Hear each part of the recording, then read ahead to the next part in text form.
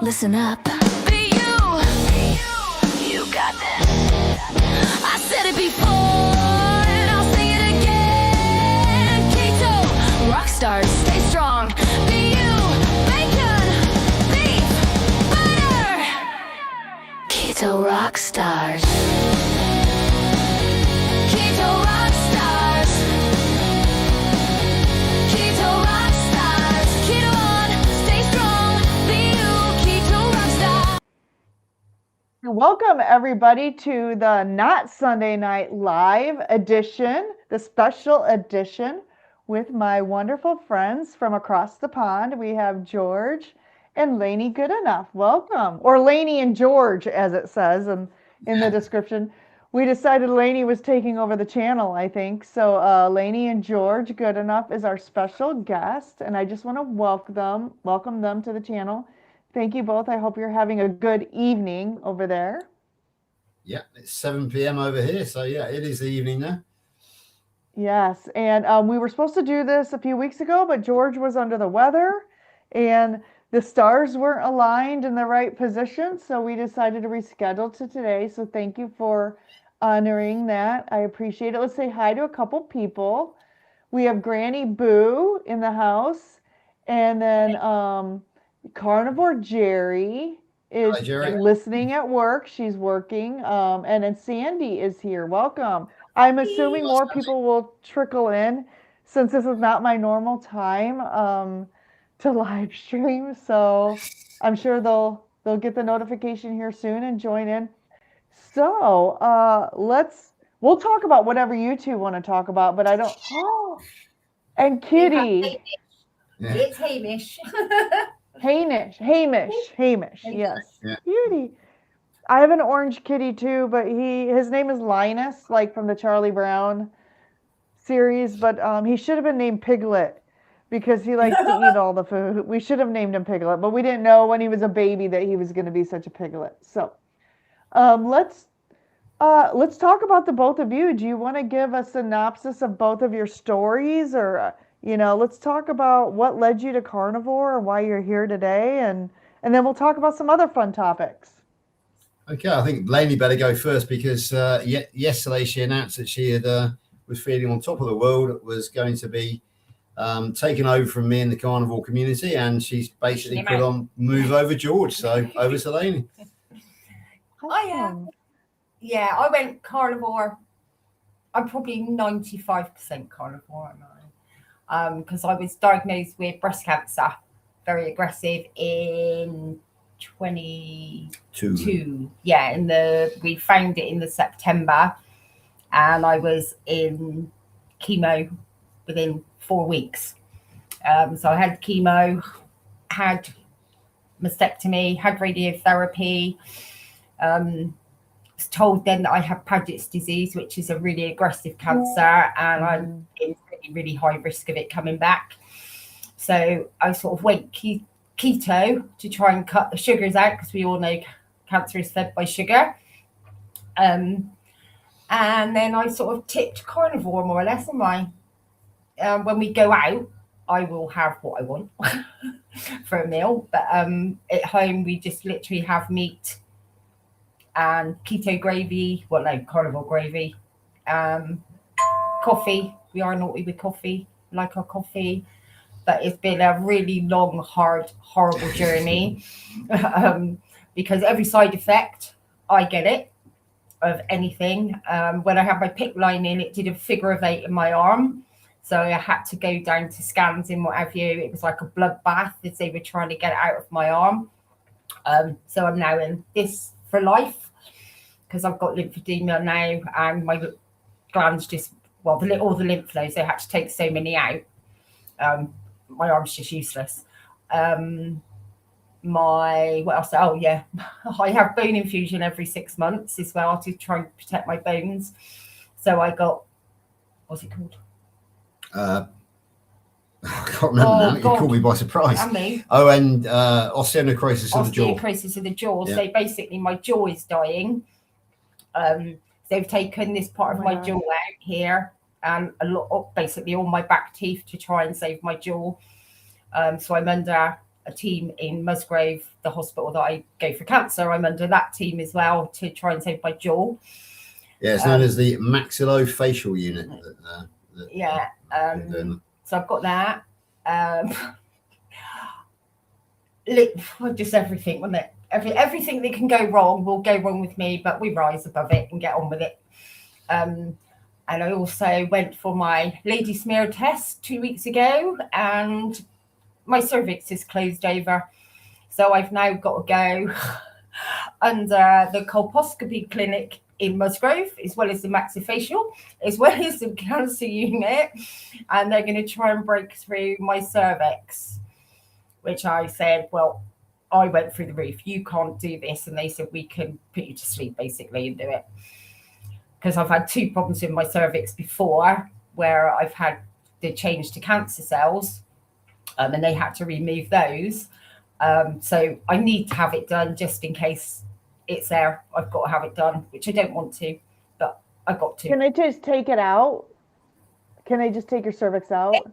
I don't know what they're going to do until I go down, because they rang me on Monday and said, could I go yesterday? And I went, no, it's Christmas. Leave me alone. Leave me alone. So I'm going to go in January, and then we'll take it from there. But yeah, if they need to take it out, take it out. Mm-hmm. Simple as that. So yeah, it's been a hard battle for 3 years, but we're getting there. Yeah, we're getting there. Lainy, tell. How are you? I was going to say tell Amy about the you went through the poison cup burn, which is the chemotherapy, mastectomy, and then radiotherapy. What happened after that? There was obviously because they found Paget's disease, and I'm very high risk. So I got then put onto chemo orally for 2 years. I stopped that in September September the 9th. Yeah, September. They took me off that because I was on lots of other meds as well, like letrozole, which is hormone, keep my estrogen gone, etc. Yep. And then they asked me if I would be prepared to go on an American new trial.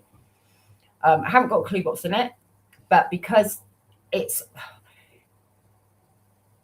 Paget's disease, it's hereditary, but we all know what hereditary means. Could be, couldn't be, whatever. So I've got obviously a daughter, a son, 2 granddaughters, and 2 grandsons.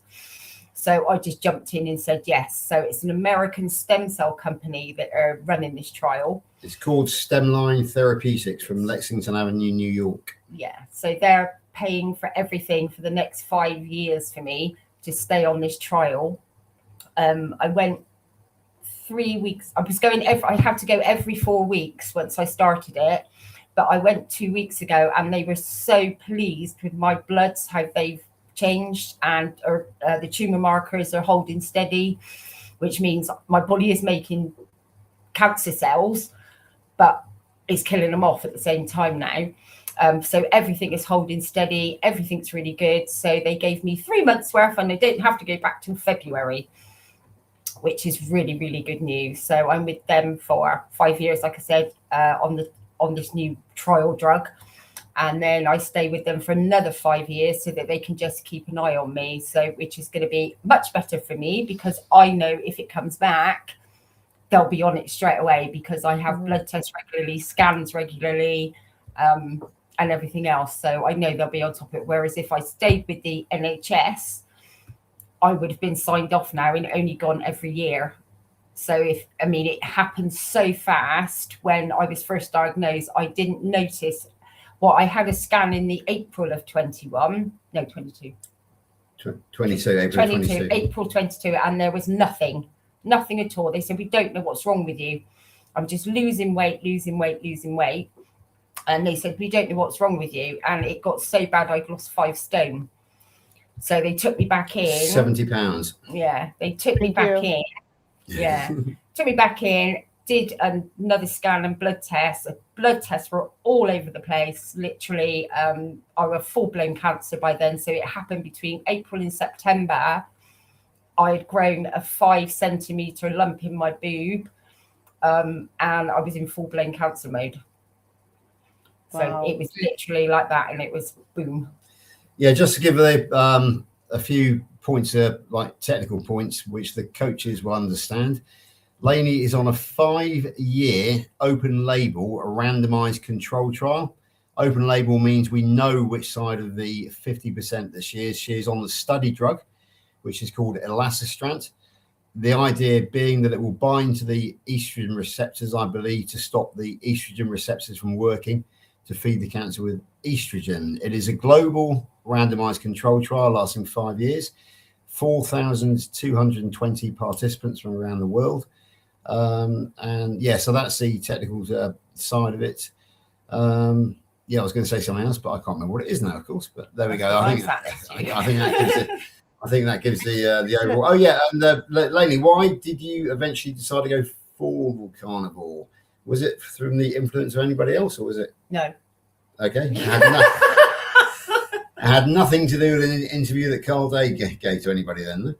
What, Steph? Yeah, Steph. Yeah, Steph. Stephanie Taylor, obviously everybody knows her.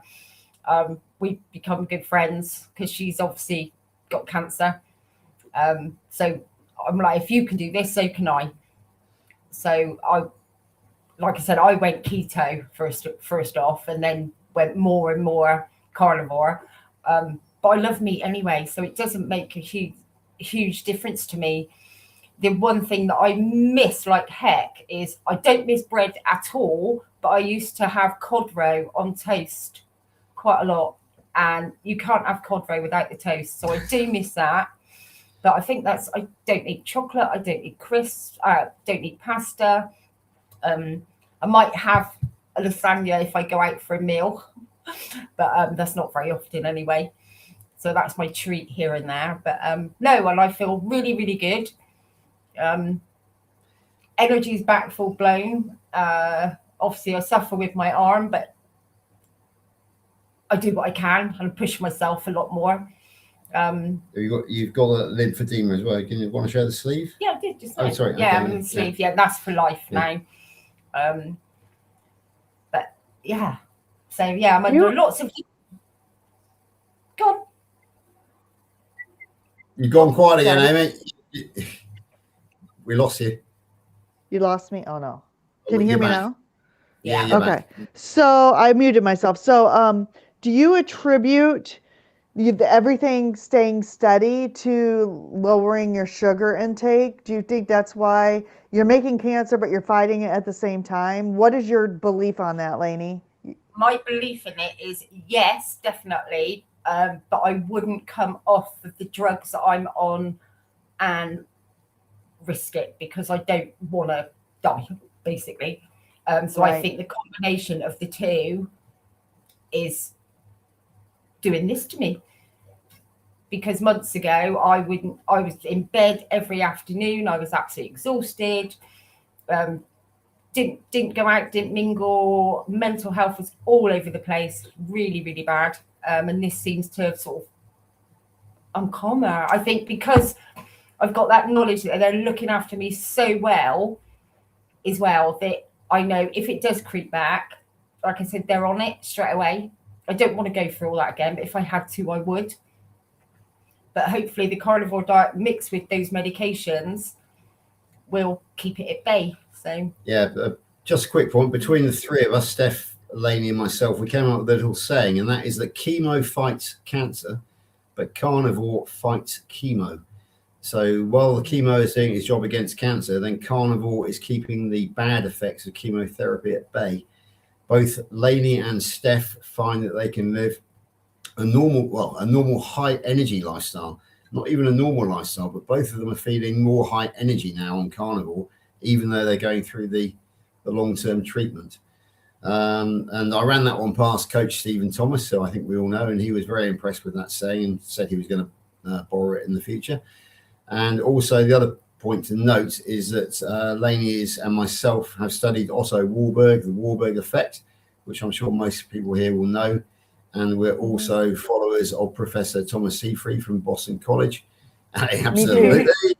Who, as we know, is the only intelligent cancer researcher in the world, who basically is the only one who's carrying on with the work of Otto Warburg, saying that cancer can only feed on glucose and glutamine, Everybody else is saying that it's hereditary and they haven't got a clue what's going on. He is a lone voice in the wilderness, but hopefully he will get louder as we go on. So I follow Dr. Thomas Seyfried too, because the cancer stories really hit home for me. My older sister has gone through a very aggressive breast cancer. Luckily, as a fluke, they found it at stage 1. But she is also on an estrogen blocking drug, I think for 10 years. They're making her stay on it. And two of my cousins, close relatives, have both had breast cancer. We believe my grandmother died from it, but by the time they caught it, it was everywhere. It was in her lungs. It was in her whole body. So they can't tell the origin. And that was back in the 80s. So they didn't really have the testing for the types of cancer that they have now. But my sister and I believe that she died of breast cancer, and that's where it started. It was either breast cancer or lung cancer. We're not sure. So, Lainy, your story really is close, you know. Yeah. Mine by the looks of it has come down my dad's side, because my my gran, my aunts on that side have all had gran and great gran died of the cancer, and the sister, apparently she fought it and she managed to survive till she was 70, and then it got her. My auntie's had it, she's still around, so it seems it's sort of come down. That's my dad's side of the family. Yeah, from my point of view, I should point out that I now have the full set. My mother had breast cancer, my sister had breast cancer, my sister-in-law had breast cancer, and now my wife has. Who's your fault? So obviously it's my fault. I'm just not safe to be around. But we didn't have a bad record. My mother lived to the age of 90, and it wasn't the breast cancer that killed her. My sister is still very much alive at the age of 71, I believe. Unfortunately, my sister-in-law dropped dead of a deep vein thrombosis and a pulmonary embolism, which was attributed to the treatment for the breast cancer, the drug that she was taking. So we haven't got a bad record. It was a shame, a great shame about Rita, but unfortunately, I think as DC over in Australia says, if the cancer don't get you, then the treatment's going to get you. It's going to get you. Yep. So yeah, it's obviously it's a very uncertain time, but the great thing is that Lainy is now living a high energy lifestyle, and you know and we're enjoying ourselves. Basically, we're going out for lunch at the local Mediterranean restaurant on Sunday. We go out quite a lot.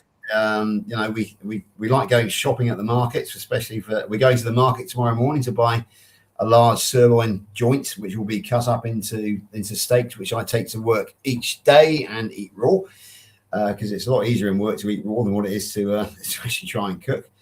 Just plaster it with salt and away you go. Life is so much simpler when you eat raw. It really is. Yeah. So that's the truth of the matter. We are, you know, we're having both of us having a high energy lifestyle. Yeah. And making the most of it, and also it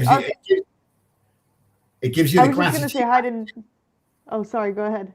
It gives you the gratitude attitude, as we know Dr. Kilt talks about, because every morning you wake up now, you are thankful for another day, because we have lost too many of our friends in the last about 10 people we know, you know, some very close friends and some in our wider circle. Since Christmas Day 21, about 10 people, all in their 50s and 60s. None of them made their 70s.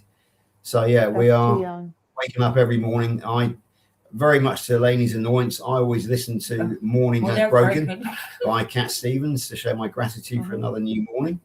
However, I am thinking about changing that to a song called Healing Humanity, which you may have heard of. All night. Is that Barbara's song? Is that Barbara's new song? That is Barbara's song. Yeah. He kept playing it at 1 o'clock this morning. I haven't played it yet, but I'm going to. I think Jerry sent it to a bunch of us. I think it was Jerry that sent it to a bunch of us in the chat. I haven't listened to it yet, but I want to say hi to Nikki. Nikki, our friend Nikki, laugh a lot. Sharon is here. And speak of the devil, Barbara, the creator of the song, has joined us, Grandma's Crochet Corner, and she is doing big things. So I want to welcome them. The other thing is people are asking about the hat. So this is my my maid of honor lives in Louisville, Kentucky, where the Kentucky Derby is, and I have at many times gone down to Louisville Not actually for the Derby, but they have these fantastic Derby parties at people's houses. And the hats there are thousands of dollars just for a tiny little like hat. It's very expensive. And at the time that I made this hat, I'm like, I can't afford one of those hats. So I went to the craft store. I got a hat. My mom got me a little horseshoe charm. There's a bird. There's a nested bird. There's flowers. And I made my own hat. And because George likes horses and racing so much, I thought I would wear my Kentucky Derby hat in honor. Absolutely. I mean, we have a date in about 2 or 3 years' time, don't we, to go to the Kentucky Derby together? Is that? Are you still set up for that? Yeah. So if you're here on this side of the states, because I know you go to Wyoming, but that's nowhere near the Kentucky Derby. Yeah, that's I go to about Wyoming in August, and but it's in the first weekend of May is the Kentucky Derby. So yeah, it is. I've never been. Yeah, I'll have to try to get tickets. If you're ever here for the Kentucky Derby, I'll have to try to get We're penciled in for Wyoming next year, and then possibly Columbia in 27. So I'm looking at 28 maybe. And maybe. Okay, we'll talk about it. I've already told my husband. And then, of course, if you're ever here in the fall, I will get us football tickets to the University of Notre Dame, which is kind of a big deal. The Fighting Irish.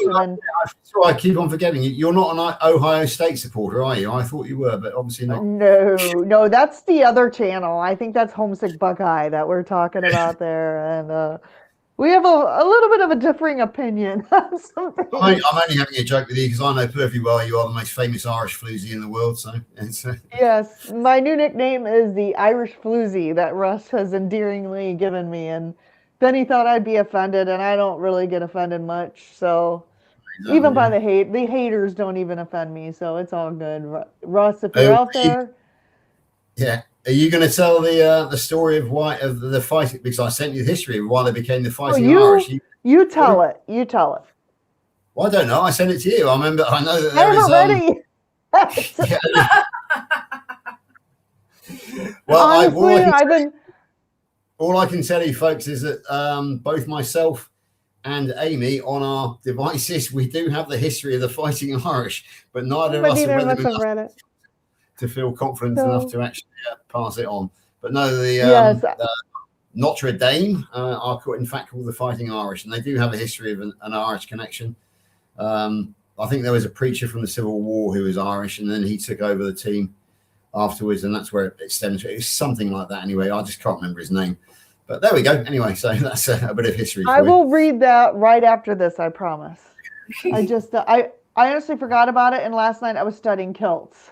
I'm trying to stay ahead of all my coaching classes because it is also holiday season. So I'm wrapping presents, I'm decorating, I'm studying. They're laughing at me. I've been to the nativity play today with my granddaughter being Shirley the sheep. And it was held in the church, and they all did the wonky, what did I say it was called? Donkey. Honky donkey. Honky wonky donkey. If the play was called, and they're all 6 years old, and it was cracking, absolutely cracking. It was so funny, absolutely brilliant. And I'm going to see them all sing in the choir on Monday. Oh, that's awesome. And yes, Barbara, he was talking about the Healing Humanity song. He's going to start listening to that every morning, is what he said. Okay, George, do you want to tell a little bit about your story, or you want to go through what you've been through? I will do, but while it's in my mind, I'd like to talk about the Barbara's grandma's I can't remember, crochet corner and her music. Is there any chance you can actually call it up off anything, Amy, and play it? Yes, I can. If I have Barbara's permission. Barbara, are you okay with pulling up your channel? And do you want me to play a song? Yeah, because you haven't heard it, and I think if anybody else I haven't heard it. So as long as Barbara's okay with that, then yes, I can. Okay, so I'll give a bit of history about what happened last night. I was due to be on a Zoom call at 11 p.m. our time, which I believe is 6 p.m. Eastern time, with Kerry and the team. And because I'm working full time now, I decided to have an hour or so sleep beforehand. So I woke up at about 11:15. to find a WhatsApp from Juliet with the Healing Humanity song on it. And she said, can you tell Kerry about this? So yes. Barbara's, yeah, she's saying yes. So yeah, I said, of course I can. Okay. So I went on the Zoom, and Kerry wasn't on there, but Adam Lacey and Lynn Devokie were. And I sent messenger messages to Kerry, Adam Lacey, and David Devokie, Lynn's husband. And I sent it to Adam. Adam is on there. I said, Adam, in the chat, I said, Adam, very important, go on your messenger. So he went on the messenger and found it. And I gave my report to Lynn, my weekly report from the UK. And I said, there is Adam's got on Messenger something I would like played. And he called it up, and bless him, we actually were able to get a premiere on the Zoom premiere of Healing Humanity by Barbara for the Healing Humanity team. And there wasn't a dryer in the house, basically. So it went down incredibly well. And Adam said he's really looking forward to watching Kerry's face when he watched it, because he guarantees that Kerry will be in tears. So that was very good. So that was Healing Humanity ticks off. The Healing Humanity team had it, and Lynn has actually acknowledged the fact that it was played in the comments on the YouTube site. So this morning I decided to go for broke. I sent it to Dr. Kiltz at 4 a.m. Your time, because I knew he'd be up, and I sent it to Alia. Alia has now come back to me and said we need to get Barbara on the 6 a.m. live. So Barbara, please contact Alia. We've been trying to contact you. I've left Juliet in charge of that, so hopefully you'll be able to contact Alia and get a booking, because obviously we want to play Healing Humanity. We also want to play the Carnival Woman, Carnival Christmas, if we possibly can, because you've done some other great songs out there as well. So Alia is ticked off. And then Dr. Kiltz came back to me this morning and said how brilliant it was. And he said it was absolutely amazing, and he absolutely loves it, because as we know, Dr. Kiltz's philosophy in life is that we create things, and he's a great music creator, and he absolutely admires what you've done, Barbara. So that's as far as my influence reaches. I haven't got the Chafies of this world, or the Sean Bakers, or the Dr. Berries, but I've reached it as far as we possibly can. I hope you're happy with the fact that the Kiltz Mighty Tribe and Healing Humanity have now got it. So I've done it as far as I can. Brilliant. Okay, so yeah, Barbara has actually. This is the one. This is the one I'm assuming we want to watch. Okay, and I'm going to play it because I will be in floods of tears. Let me know if you guys can hear it. Yeah.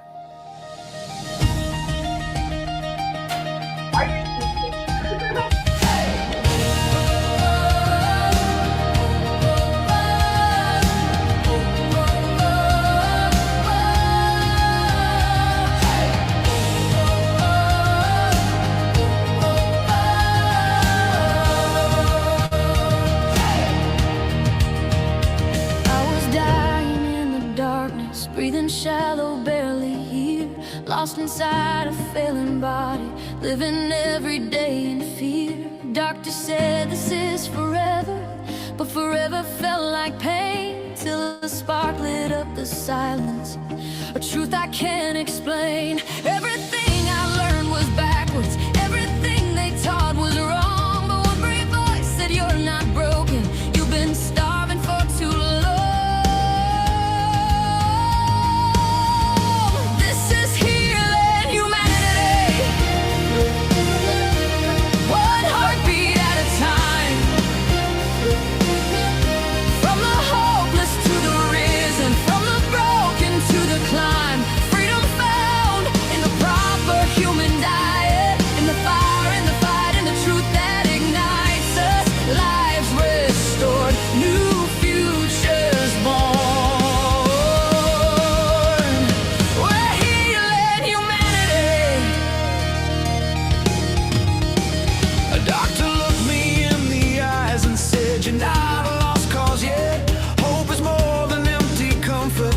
A promise you can get, not false hope, but the real kind, the kind that pulls you from the grave, the kind that makes you wake up smiling just to live another day.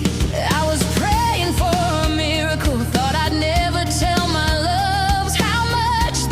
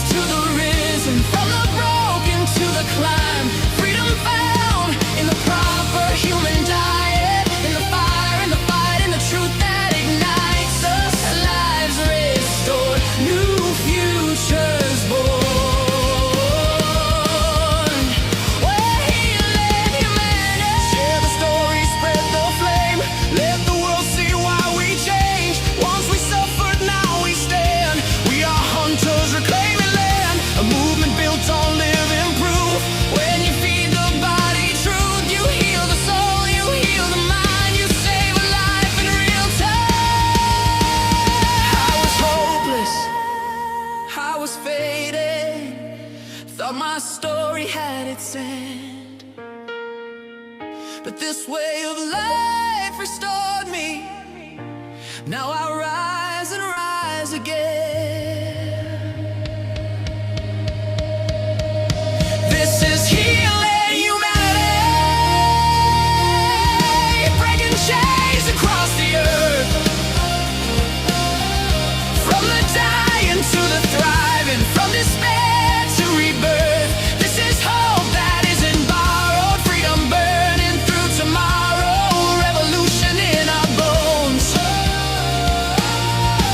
We're healing humanity. Tell your story, give them hope. That's how we heal humanity.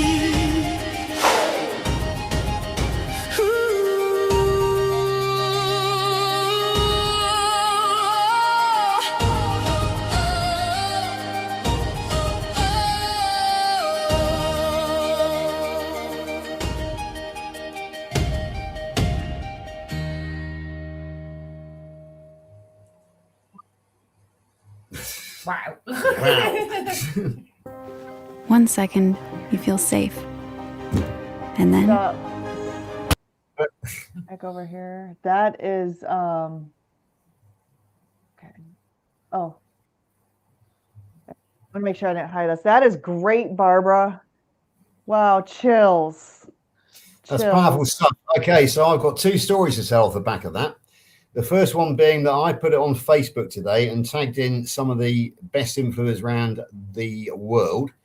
And I put the globe on it so it was open to public so people could repost it. And I think many of us here are familiar with Lynn Tucker Carnival and her husband, Yes. Ribeye Ranger. Lynn Yes. reposted it and put her own take on it and said that she wants it to be the anthem, the tune, the theme tune of Healing Humanity.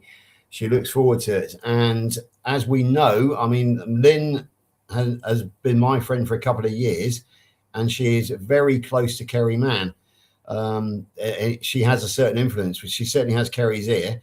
So it is her desire that that is the theme tune for the documentary, for the film, as she called it. So if she has any influence with Kerry, and I believe she does, and I think Kerry will love that, himself will love that anyway. So unless there are any copyright issues or any other legal issues, No. then I can see that being the actual theme tune of Healing Humanity, because you can't get a better one than that. So Barbara created that using a program called Suno. Suno Right. is what I used to make all my Avenger songs. It's the same program. And as long as you purchase the version, the paid version of the program, anything you create using that program is yours. So I Good. do not see an issue with any copyrights with it. Now, Barbara is also doing some things to copyright her own music, which she talked about in her live stream last night. Copyright so that people can't steal that. Now, as she posted in the chat here, she wants everyone in this community to have free access to this music. So I believe, and I don't want to speak for her, but I'm pretty sure she would be thrilled if they wanted to use that song for Healing She Humanity. did use But the word wow just now. yeah, Yeah, the other happy story I have off the back of that is I didn't really know Barbara until yesterday. But during Healing Humanity Zoom last night, both myself and Adam Lacey subscribed to her. So when I woke up this morning and went on YouTube, I was amazed to see the first thing was Grandma's Crochet Corner live. That was at 05:20 hours my time. So I usually go on YouTube in the morning, and so I went on and I said, "No, what's going on?" She said, "Well, we often go on for quite some time." And so I said, "Well, that's it then. I now know that I will Monday to Friday when I get up at 05:20 hours my time, which is 12:20 Eastern time, then I'll be going on with Barbara for a couple of hours, because actually I had to flit in and out because I was driving and opening up the site and that sort of thing. But I stayed with her between 5:20. I think she finished at 8 o'clock this morning. It would have been 3 a.m. that time. So that gives me my I know what I shall be doing in the very early mornings from now on, Monday to Friday. So that was another happy Days a story. week. 7 days Sorry? a week. She starts at 9 p.m. Eastern. 9 I p.m. can't- Eastern and goes to like 2 or 3 in the morning. Like she does like Yeah, 5-hour so live streams. 7 days a week. I can't guarantee that I will be coming in on a Saturday and Sunday because I tend to do other things on a Saturday and Sunday. But Right. there's no reason at all why I can't be joining in from 20 past midnight your time up until finish. So yeah, it was another happy story. Oh, and apparently, Barbara told me this morning that she got 6 new subs off 7 because I joined. 7 new subs off the Healing Humanity Zoom last night. So I think Awesome. we will find that as we get this song out and get her name out there will be a few more subs, maybe a few thousand more subs. We shall have to wait. Yes. But that's great. So I'm just so happy to have been instrumental in getting it to Dr. Kilt's and Ali and to getting it to the Healing Humanity team. But I have to credit Barbara, obviously, because she's a creator, and I've got to thank Coach Juliet. I've got to thank Coach Juliet Edens as well for giving me a kick up the butt that I needed to. Well, no, she just flagged it up to me because I was asleep at the time. I didn't really have much time to process it. But we move quickly. We think quickly as carnivores. So within the hour, it had been played on Healing Humanity Zoom call. And this morning, Dr. Kiltz came back to me and said how much he loved it. So, hey, we do what we can do. Things are happening, Barbara. You're gonna do big things. Risa says she just got home with last minute Chanukah food. Yes, she had to get the potato. She's having a few latkes. I don't know what that is, but I'm sure it's some potato dish, and you know what? That's okay. Nobody judges here. And then Gary says, I want a video of you singing the song. No, I would probably butcher it. I think the recording that we have is perfect just the way it is. Oh, I think you should do a duet with Russ, actually, because there is a male voice halfway through it. So I think it should be you and Russ in duet, Amy. I really do. I have to get together with Russ at a meetup, and we will sing karaoke. I can tell you that much.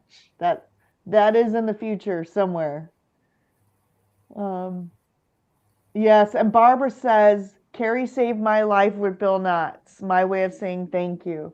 Yes, so I think Bill and Carrie were the first 2 influencers, and I don't want to speak for Barbara, but I have heard her say herself that they were like big influencers in her life. Yeah, I can speak for Barbara because she was talking about this morning. I think it was December 23 when she discovered them, and she's been following their story ever since. In my opinion, I think Barbara's own story is very much as compelling as Bill's because she was in a very similar state, bedbound and unable to move. And now, as we know, she has lost 120 pounds so far, and she's much more active now. So she's heading the same way as Bill. So I think her story is as compelling as Bill's, just not quite as well known yet, but I suspect it probably will be fairly well known in the not too distant future. So yeah, I'm just so proud to have met you this morning, Barbara, and we had that chat, and I was in chat and you were talking. So yeah, it's this community is just amazing. You just keep on finding new people. It is. It's just, I'm just so proud to be part of it.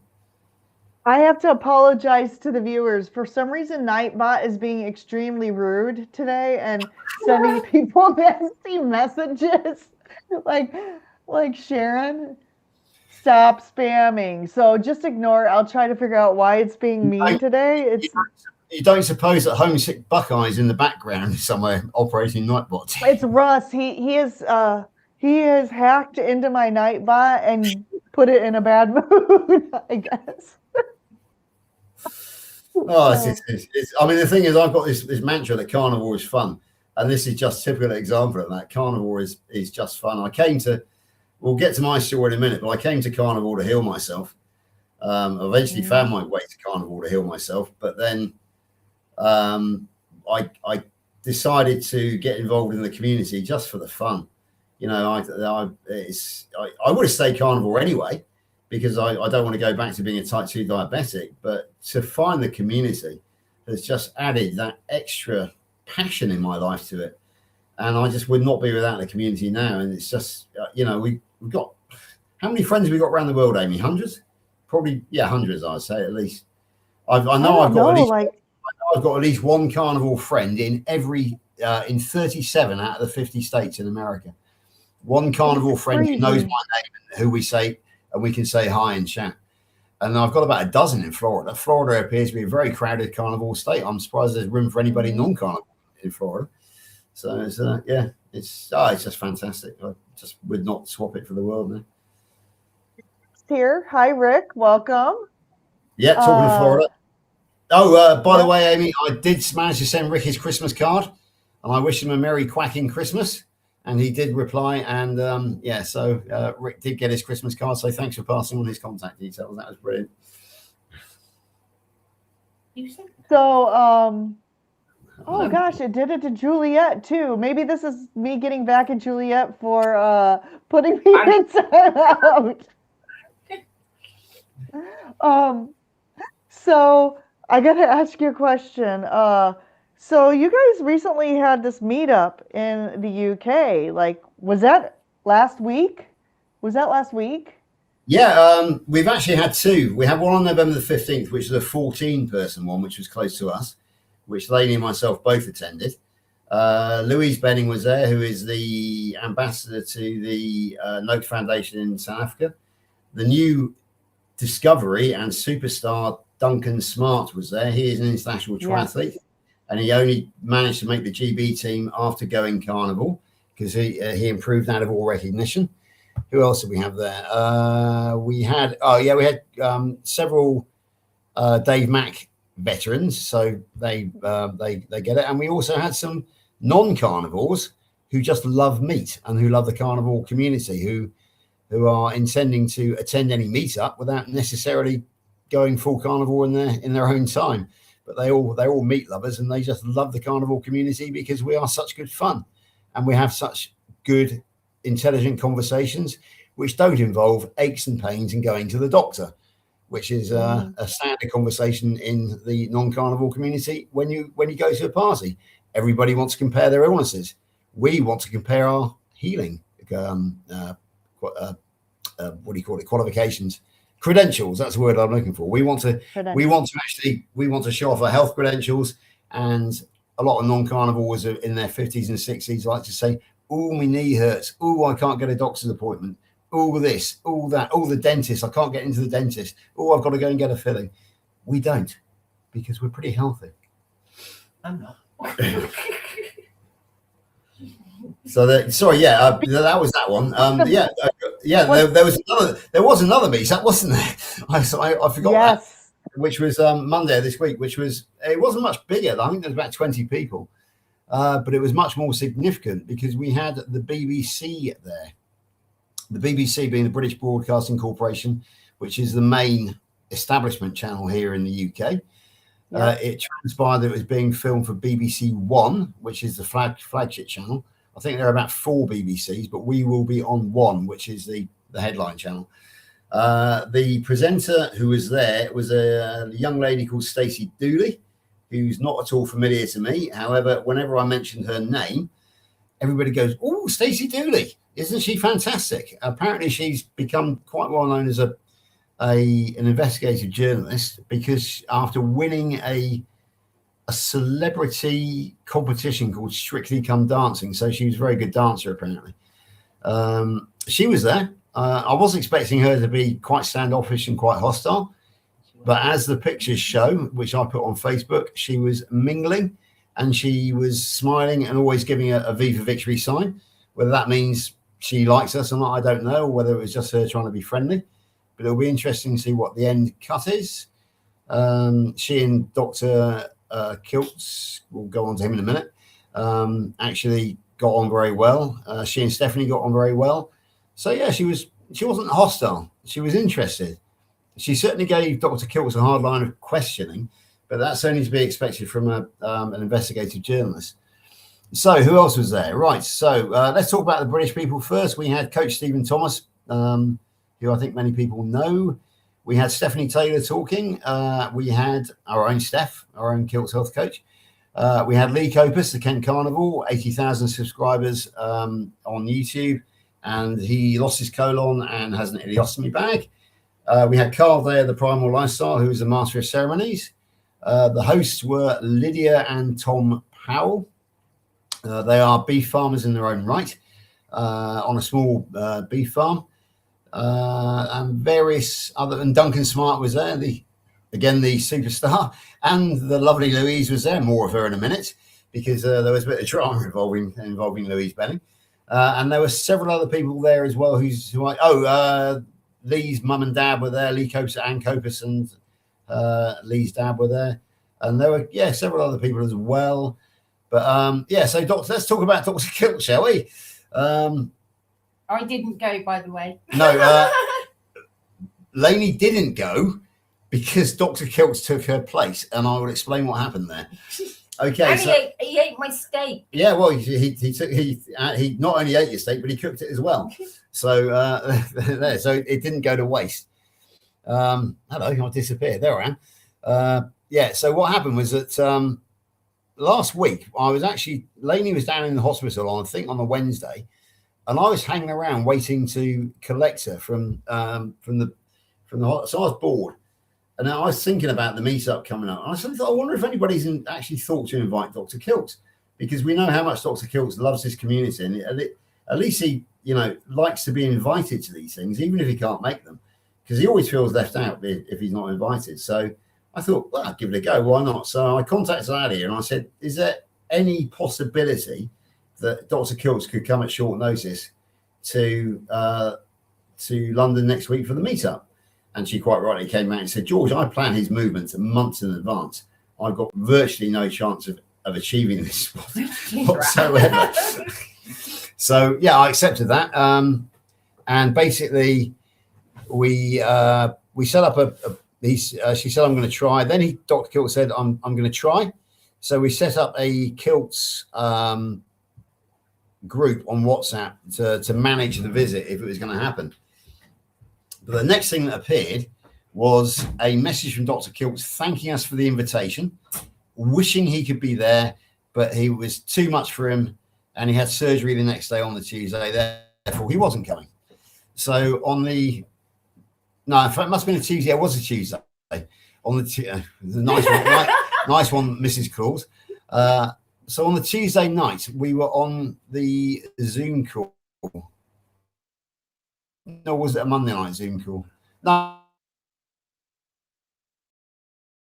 with Dr. Kilts, and it was one of the family sort of meetups where we all just sit around and we talk. And there was no special guest that night, so I put my hand up to speak, and I thanked him publicly for making the effort to at least look into coming over. I said, I knew you would do your best, Dr. Kilt. I fully understand that you can't make it. But you have a can-do attitude, because you taught me to have a can-do attitude. And I told him the story of how I ended up in Wyoming through him, how I at first was too scared to come, how I tried to palm it off onto Steph and she threw it back at me, and how I told Ali that I couldn't come, and I apologized. But that was July the 11th. On July the 12th, I woke up, had a discussion with Lainy. I woke up sort of thinking, I'm going to go. Lainy said, George, she said, Dr. Kilts has just given you the opportunity of a lifetime. How dare you reject it? So I thought, I'm a lion. So I'm going to go to Wyoming. So I wrote back to Elliot, said I'm going to go to Wyoming, and I went to Wyoming. So I said, I went to bed as a sheep that night, Dr. Kilts, and thanks to you, I woke up as a lion. I had a can-do attitude. Anyway, I'm not quite sure what effects I had on Dr. Kilts, but the following morning, after he slept on it, I was sat in work in my usual place, and I got a WhatsApp call from Dr. Kilts. He said, George, I'm coming. So next thing you know, so this is really short notice. So we had to reactivate the organizational group. So we got hold of the flight details and the arrival times and everything else. So on Sunday, I traveled up to London, leaving Lainy behind me, because obviously this had changed the entire dynamic. She didn't want to be sort of left around the place while I was doing what I had to do for Dr. Kilts.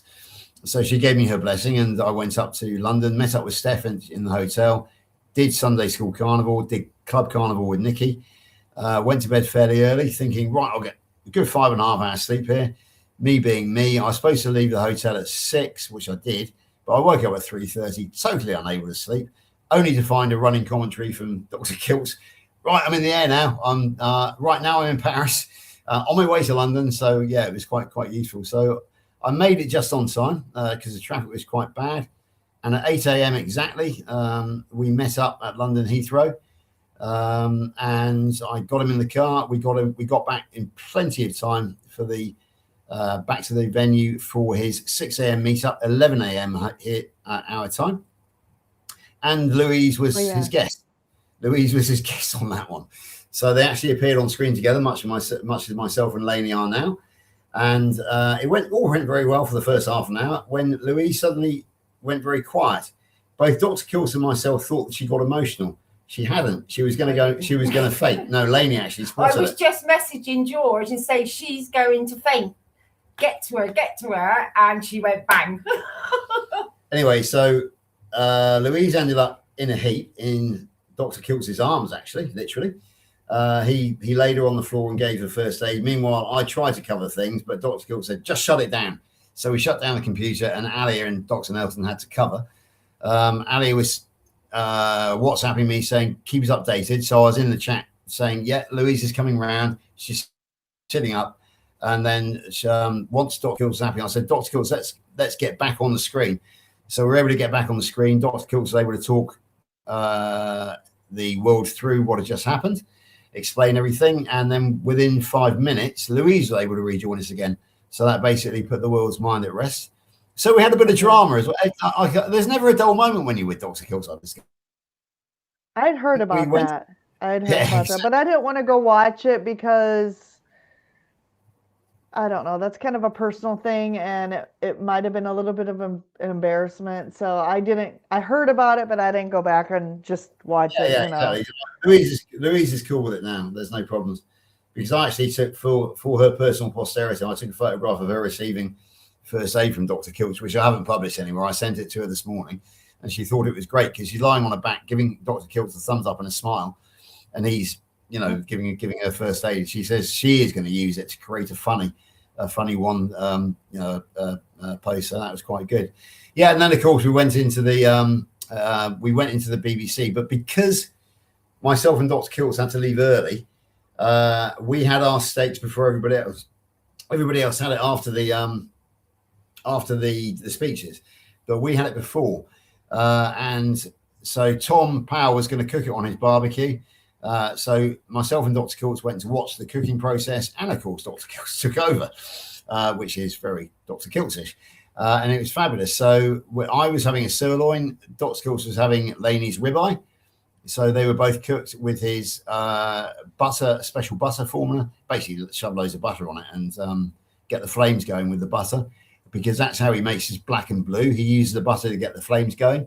So it's seared on the outside and blue in the middle. There are photographs out there on Facebook of me consuming mine. So I'm very proud to say that Dr. Kiltz cooked my lunch for me that day. So that was another bonus. Yeah, and Lainy's steak. I didn't get. He cooked Lainy's steak for her and even ate it for her on her behalf as well. So that's another claim to fame for Lainy. We had to leave early. We were able to stay for Coach Stephen and for Stephanie. So obviously, Dr. Kiltz himself spoke. We had to apologise to Lee, and then we had to get back to Heathrow. Because Dr. Kiltz had overrun, I was starting to panic about the time. We got back to Heathrow. We were supposed to get back for 5. We got back for 6, but he'd already checked in online. So I had no problems getting through. The only problem was I made a schoolboy error, so did he.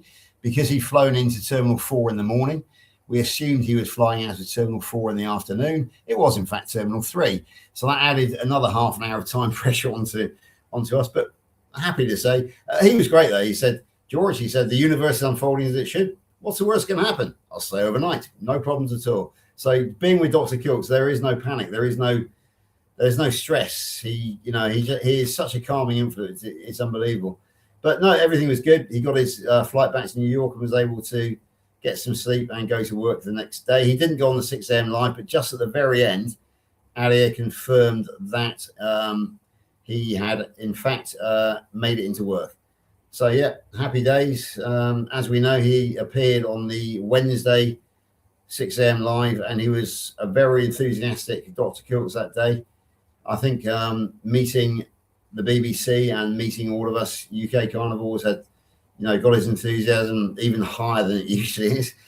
And yeah, it was just a fantastic experience. The whole day was a fantastic experience.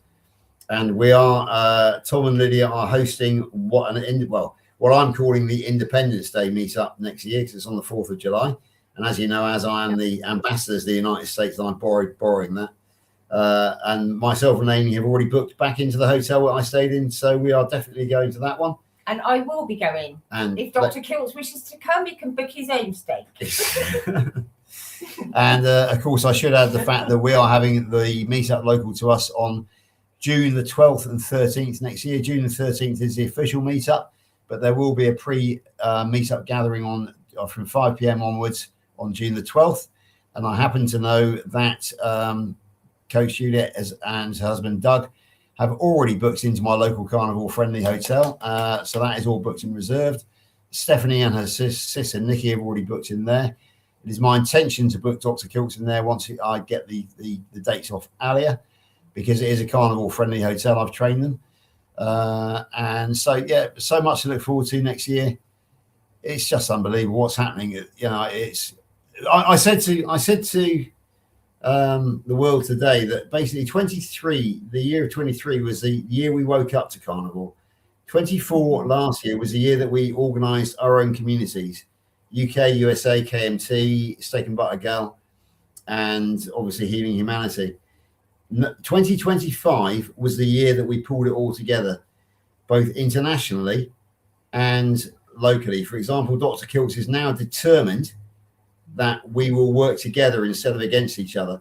So there will be no more broadcasting over each other. Dr. Kilts has insisted that we, the KMT, move our timing so that we don't tread on Kerry's toes and that we work together. And that's going forward into 2026. And I honestly believe 2026 will be the year when it all comes together and we will be a powerful, united force across the world with meetups every weekend, pretty much for the whole year. And when you say don't step on each other, are you talking about meetups or are you talking about? I'm talking. Well, yeah, meetups, but just in general, but specifically scheduling like YouTube stuff too. On Zoom calls, specifically the one which was the problem was Thursday night Zoom, because KMT was starting at 10:30 and 5:30 and finishing at 6:30, and Kerry was starting at 6 and finishing at 7. Now Kerry been around for a lot longer, so I suggested to Dr. Kilts that we might consider moving that. I said it in fairly frank terms, to be honest with you. And he went back, took it on board, and I understand. I think, can anybody confirm this? Because I was on with Kerry, I wasn't on the KMT Zoom call last night. Can anybody confirm that? I believe that the announcement was made last night, but Dr. Kilts privately told me this morning that he had taken measures. So I don't know, Coach Juliet, if you're there, perhaps you can. But no, I understand that that it's going to be moved so that those of us who are members of both the KMT and Healing Humanity do not have to choose one or the other. We can go into them both. And Dr. Kilts says that he wants to work closely with SBG, Dr. Ken Berry, with Kerry, and basically at the meetups we'll have our own little tribal gatherings. He's talking about a flag for each family, and then we will have a much bigger. It's like the gathering of the tribes, I suppose, like the Native Americans used to do. Mm-hmm. So yeah, I think 2026 will be our year, plus the fact that Healing Humanity will be coming out in 2026, which will on Netflix, which will be a game changer, and also we in the UK will be featured on BBC One. So I have high hopes, folks. Maybe I'm being over optimistic, but I don't think I am. Discuss amongst yourselves.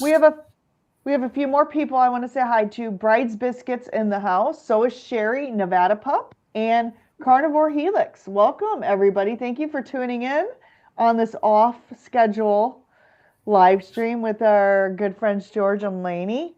back to you, George and Lainy. Okay. So, yeah. I can't get a word in.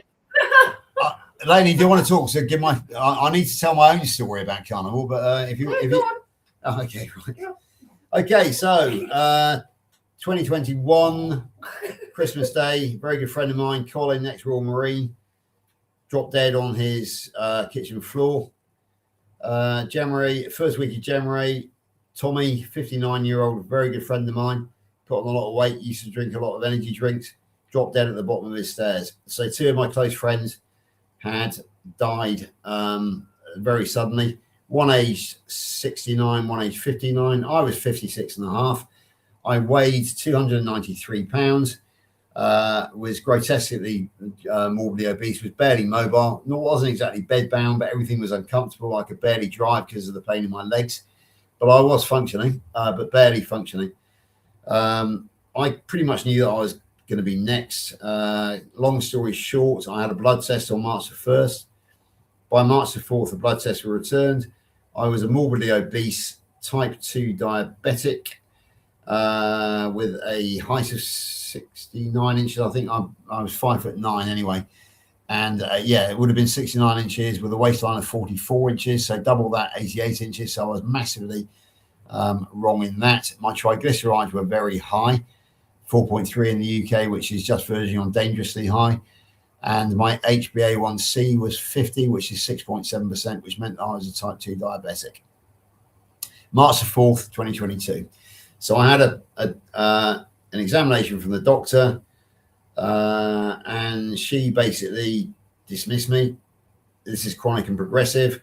She issued me with 2 prescriptions, one of which was definitely for metformin. The other might have been insulin or statins, but I'll never know because I never cashed them in.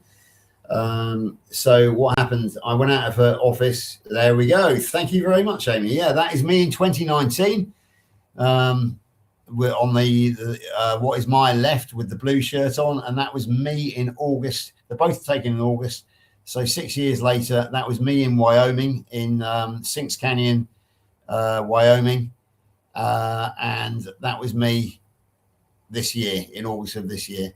The difference being 293 pounds down to 173 pounds. And I shall tell you what happened to my bloods now. So, yeah, what happened is that I was issued with these prescriptions, dismissed by the doctor, told that I would be on these for life, that it was chronic and progressive. It could only be managed, couldn't be cured. I went out of her office. At that point, my phone rang. And it was an internal call from within the same clinic that I was at, the same primary care provider. So hello. I thought, well, why are they phoning me? And she said, George, this is Nurse Kathy Moran. I'm on the other side of the clinic. Please come and see me. So I went over to the nurse's side. She came and greeted me, took me into her office, sat me down. And she said, I'm not supposed to be doing this. She said, but I understand that you are type 2 diabetic. So I said, that is the case. She said, right, I am a diabetes nurse. She said, tell me what you eat. So I told her about all the pasta, the rice, the bread, the cereals, all the healthy stuff, including the vegetables. Oh, I ate some meat as well, of course, a lot of potatoes. And she looks at me in the eye, and instead of contempt, instead of blame for me being in the state that I was, she had pity in her eyes, understanding, empathy. And she said, George, she said, 4 words to me. She said, all carbohydrates, or all carbs are sugar. And I said, what, even the ones that don't taste of sugar? The ones, the savory ones like pasta, rice, bread, because I wasn't eating much chocolate or anything like that at that time. And she said, yes, all carbs are sugar. They all turn to glucose in the bloodstream. Oh, so pizza, pasta, rice, bread, all the savory stuff, which I thought was healthy, I discovered was poisoning me, that they were selling me poison. So I went and it was a light bulb on me. Ding! So she said, go away and start eliminating carbs from your diet and start replacing with healthy foods like vegetables and fruit. I mean, she obviously she couldn't say go carnivore, but she said go low carb fruit, do a bit of research. So the last words I said to Kathy to her face were, we can do this. We can do this. So I went out of her office and I went and started the research. I started with a guy called Professor Roy Taylor from Newcastle University here in the UK. This could be a really long story. I'm not going to let it be. I discovered that you could reverse type 2 diabetes by going low calorie for 8 weeks. But I then discovered low carb, went back to work, and a bulldozer driver called Max Bramfitt told me about the ketogenic diet. So no nurse, no doctor, no medical professional had ever told me about the ketogenic diet. So a bulldozer driver on a construction site is better educated. No, I'm not being better educated, am I? It's better educated than your average doctor.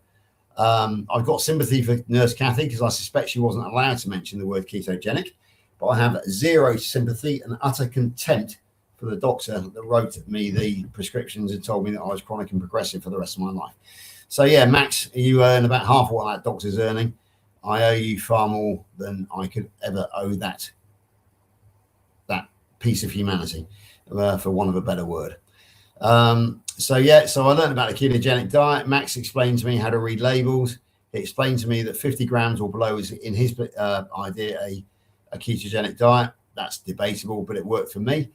I went away for 5 months, studied, researched, made a hell of a lot of mistakes, still carried on eating a lot of fruit. But I got rid of the seasoned peas, the cookies, the chocolate, the candy, the crisps, chips, the cakes, and the peas, the pizza, the pasta, the potatoes, the pot noodles, and obviously bread as well. So pizza, pasta, potatoes, pastry as well. So the seasoned peas went, which were the bad ones, and also the starchy vegetables went. But I carried on eating fruit, carried on eating some processed meats, didn't know about seed oils at the time. So that was another interesting one. But I started to lose weight. I deflated like a balloon, like the air coming out of a balloon. Within the first 3 weeks, I lost 14 pounds, 1 stone here in the UK. That was in the first 3 weeks. And it just continued. By August of that year, I'd lost 4 stone. I got 21 stone to 16 stone, which is 4 times 14. So 56 pounds I lost in 5 months. And I was feeling confident enough to ask for a second opinion, ask for a second blood test. So I asked for that at the end of July, and I got my blood test on August the 4th of 2022. So literally 5 months exactly after I'd received the results of the first blood test.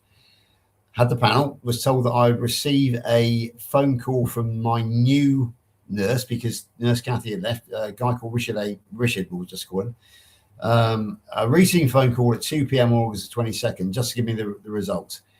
So anyway, that was it. So I didn't think much more of it. I just carried on doing what I was doing. On August the 9th, I got an out of the blue phone call from the medical centre.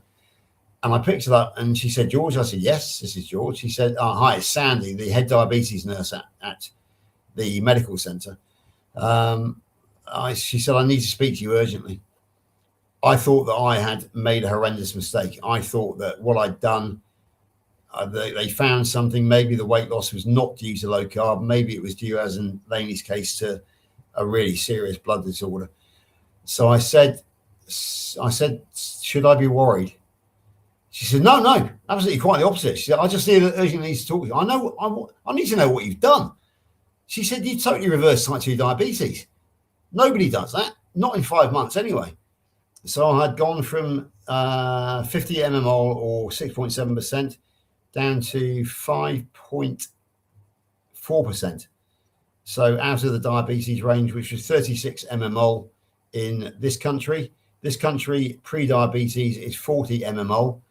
And once you hit 49, it's diabetes. So I was 6 points below pre-diabetes after 5 months on a low carb fat diet. In 5 months. 5 months. 5 months exactly. And she said, what did you do? So I explained about eliminating carbohydrates. And she was just said, well, carry on doing what you're doing. And she went through my blood test and it pretty much good.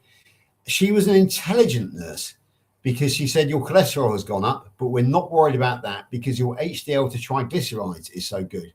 We don't care about the LDL cholesterol. What a forward-thinking, intelligent human being, unlike the doctors. but we'll come to that later. So yeah, it went away great. And then in January 2024, so I missed about 18 months, had another one at the same medical center, which was the last one at that medical center, because they denied me my results. They said you can only get them online. They denied me access online. They said we will only contact you if there's something wrong. And they contacted me. And I'm going to give you a clue what they contacted me about. No, I'm going to ask you to tell me what they contacted me about. There was one bad blood result on there. Correct. Come on, Amy, you can think Talked about about it. cholesterol.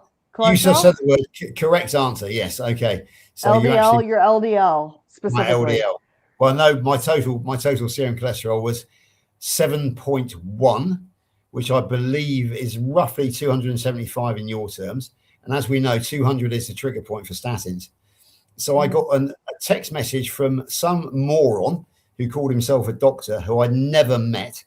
He'd never spoken to me. He didn't invite me in for a consultation. He just said, I'd like to invite you to take a statin. I treated that text message with the contempt it so richly deserved. I kept it and I've recorded it, and I love showing people it. I refuse to engage with this moron. And so I never did. Thankfully, I got so sick of this medical center that I managed to transfer to Lainy, where Lainy is now. And I've had a much better service there. And my last ever necessary type 2 diabetes test was in September of last year.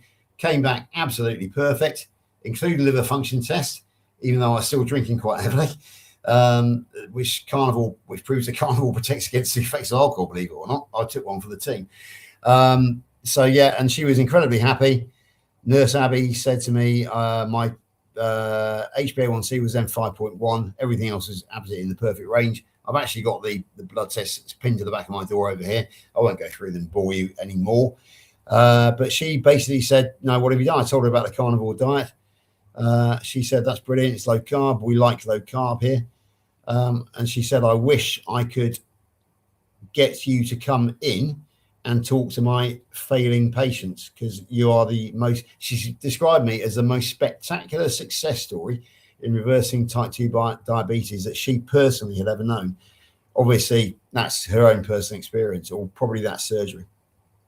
She said, I wish you guys get you come in. I said, you can't, Abby. You'll get struck off.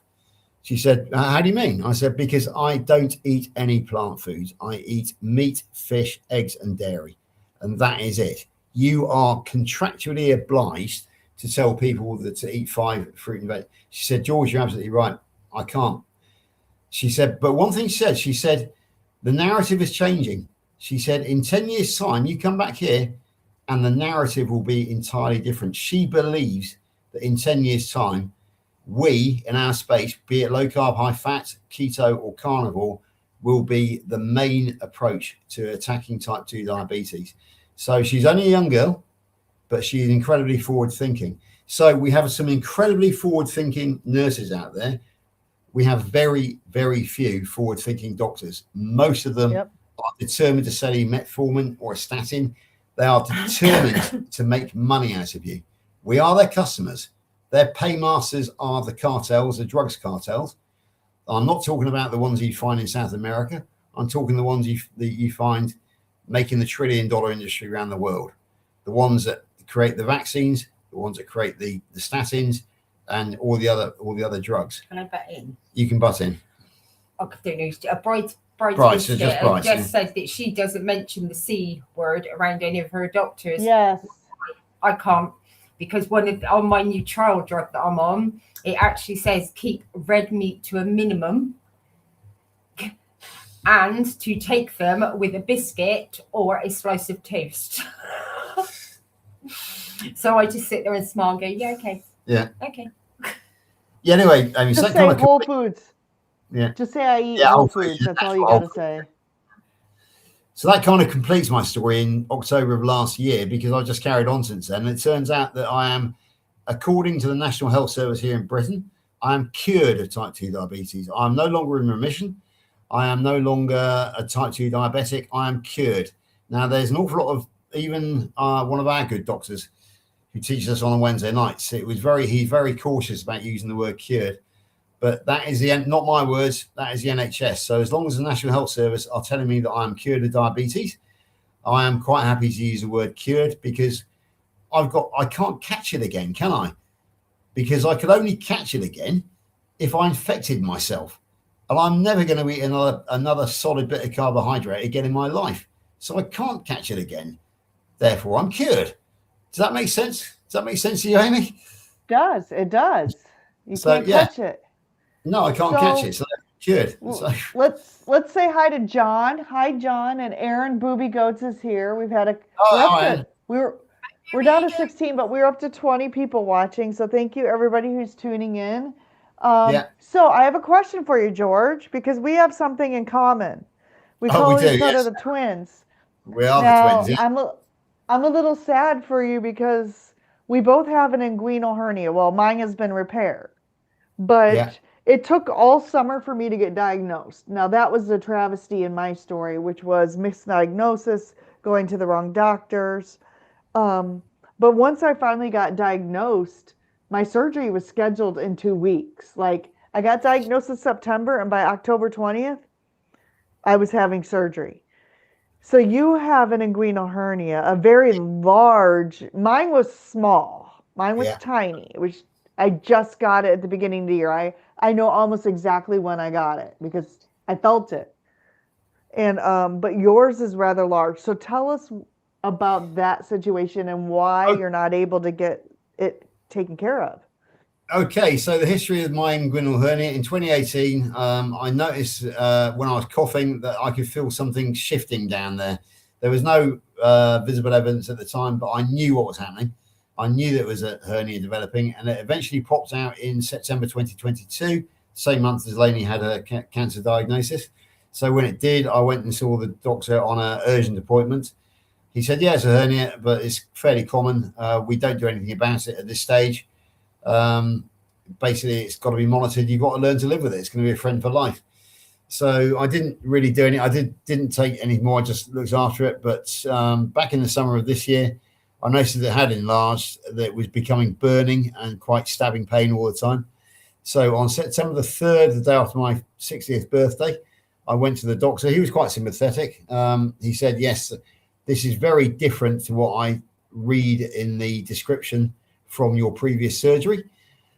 He said it has grown and it has spread into your, one of your male parts. We'll call it my groin, just in case. I don't really want to go into too much detail. It's round. It's round and it's spread down into this. And you can bounce it. Yeah, it's spread down. It's spread out into that particular area. The particular the male wedding. I did not have that problem. No, exactly. Yeah. So the male version of the ovaries, and obviously, so you didn't have that problem. Yeah. So he said this is definitely a referral case. So he referred me for surgery. He said there's no question, because the category for surgery in the UK is it's grown and it's spread into that particular area of your body. Oh, great, I thought. So I thought, yeah, well, a couple of weeks' time, maybe. I didn't know you by this time, Amy. And, well, I did on Facebook. That's another story. But basically, I went away and I got a letter. I thought, here comes my appointment. The letter actually said, we have no appointments available for at least 6 months. Not 6 months, but at least 6 months. And they said, basically, go away. We're not interested in you. Even though my doctor had referred me. They said, yes, but if it gets any worse, if you're concerned, go back to your doctor. The only way I would get that operated on now is if it was strangulated, or I was in such pain that I had to go into the ER, A&E, as we call it, accident emergency room, which is a bit of a nightmare at the moment because it takes about 24 hours to get seen. I'll probably be dead, and that's the honest truth. So I decided to live with it. And then the other day, I got a text message saying, there are still no appointments. Do you want to carry on with this? Or would you like to give up? So I said, well, I need to carry on with it. So I sent the text message back and said, yeah, let's carry on with it. So it's now December the 12th, I believe. So September the 3rd to December the 12th. And there's still no sign of any possible appointment. And the NHS at the moment is totally swamped by a flu epidemic. So that everything is all hands to the pumps. Interestingly enough, I've been offered the thing that goes in your arm on many occasions, and I've totally turned it down. It goes in your arm. Yeah. Oh, the jab. Yeah. Exactly. Yeah. Well, I don't like to use it because of YouTube doesn't like certain words. Yeah, it doesn't like it. Yeah. So the thing that goes in your arm, and they're really pushing it. So I reckon that a lot of people have. I know a very good friend of mine who chased all around Somerset to actually get it, and that particular person has spent the last week with a pretty nasty attack of flu. And I wonder how many people who are blocking up the hospital beds in the NHS in this country now with this flood. I wonder how many of them had in the arm. I didn't, and guess what? I haven't got the flu. I am not suffering from the flu. Lainy, did you have the flu, Jan? You didn't. No, I had to have it when I was going through treatment, but I had to. They sort of said I had to have it when I was in full-blown treatment. But this time they've said it's my choice, and I've said no. And guess what? Guess what? Lainy hasn't suffered from the flu, even though she has a compromised autoimmune disease, system, I should say. Yeah. So what does that tell us? Come on, it doesn't take much to actually work it out, does it? Basically, the thing that goes in your arm is a cash cow, which has no therapeutic value whatsoever. And the wonderful Lynn Tucker Carnival put something on Facebook the other day, which said, "I haven't had the flu yet." You saw it, yeah, because I'm not. I did. Yep. Yeah. So good old Lynn. She says it as it is. And where the word pharmacy was below, the word P had been replaced by a symbol. So the word was harmacy. So, yeah. So, anyway, that's a discussion about the flu situation and the reason why. I don't want to talk about my thing in the arm story. I talked about it when I was on Kilts, and I talked about it when I was on Dave Mack, but some really bad things happened to me after I got that. And it's pretty much scared me into not ever getting anything else in my arm for anything. I mean, if I step on a rusty nail, I may just say my Hail Marys and Our Fathers and hope that I don't get, tetanus. But I was so sick from it. Yeah, I had my last COVID. I've said no now because the last COVID one I had in the arm, and then bearing in mind I was in treatment. Yeah, it wasn't the last. It was one before that one. I was still in treatment, and then so I was told I basically had to have it, and then 3 days later I get a phone call to say, "Are you okay?" And I said, "Yeah." She said, "This is nurse blah blah blah," and she said, "The one we gave you is turned out to be out of date." And I said, "Hang on a minute, I'm fighting cancer, and you're just telling me you're giving me an out of date vaccination?" And she said, "Yes." So I did. Yeah, it was basically they'd rung then the company that made it, made sure I should be okay. And basically everybody's going, "Have you got any symptoms? Have you got anything?" And I said, "No, I haven't, but I won't be having any more." That's it. And how does that happen? Especially with the situation I was in. I was only having it because my immune system's compromised. No other reason whatsoever. So yeah, I wasn't happy and I'm not having any more. That's it. Done. Right. Sorry. The reason I'm being so distracted is that Barbara has just made a fantastic announcement. Apparently, Home Said How, who we know that is commented on the Healing Humanity video. Humanity. I'm just looking up now, see if I can find the actual. Let me see if I can pull this up so here. 13 minutes ago, Kerry commented 3 words: beautiful in small letters, dash love this in capital letters with 1, 2, 3, 4 exclamation marks. So Kerry has now officially seen the Healing Humanity from Barbara, and I think he likes it. I get the impression he might like it. So we've achieved a lot in less than 24 hours, Barbara. We've gone from Not sure, not sure. I wonder if Kerry would like this too. Kerry loves this in 24 hours. So that's not bad going. With the carnivore community has swung together. We've made the wheels move, and we've got a result. So yeah, there we go. That completes the mission. And Kerry is now Kerry, Dr. Kiltz, Alia, Linda Vokey, Adam Lacey. Everybody knows about the Healing Humanity song, and I will be listening to it rather a lot in the not too distant future. Oh, along with the Carnival Woman as well. Love that song. That's brilliant. So, I haven't heard that one either. I'm gonna go watch that right after this. We have Amy Brisket Boomers is here too. Welcome, Amy. We all know Amy. Yeah. Yes. Final word on the 2020 thing in the arm. Lainy was perfectly healthy up until 2020. Well, up until 2022, but after the thing in the arm in 2020, suddenly she got a very, very aggressive form of cancer. And this is not the only similar story that we've heard throughout throughout the cancer world here. And obviously, when you being treated for cancer, you kind of form a little, almost like us, the carnivore community, you get a cancer community, and some very similar stories have emerged. So I had the injection because I worked in healthcare, so I had to have it. And then literally I started losing weight, wasn't it? Yeah. Literally, it was just falling off me. My diet hadn't changed. I drank alcohol. We went to the pub. And it was literally falling off me. I was an English size 16, 18, and I dropped to a size 8, which I think is a 6 in America. In a matter of months. And it's still off. I can't put it back on. I'd get really upset because I want to be me, how I was, not this. I was happier, a bit bigger. But yeah, it was literally after the jab, the weights just, and then went into cancer. Yeah, exactly. So yeah, I do blame it to a certain extent. I do. Can we just have a bit of comedy? Can we have a bit of Yeah. comedy interlude now? Because Erin Booby Coates is on there, and she has used the Nightbot, the exclamation mark 8 ball, I think, to ask, will Lainy reveal all? And apparently Nightbot said it's very unlikely.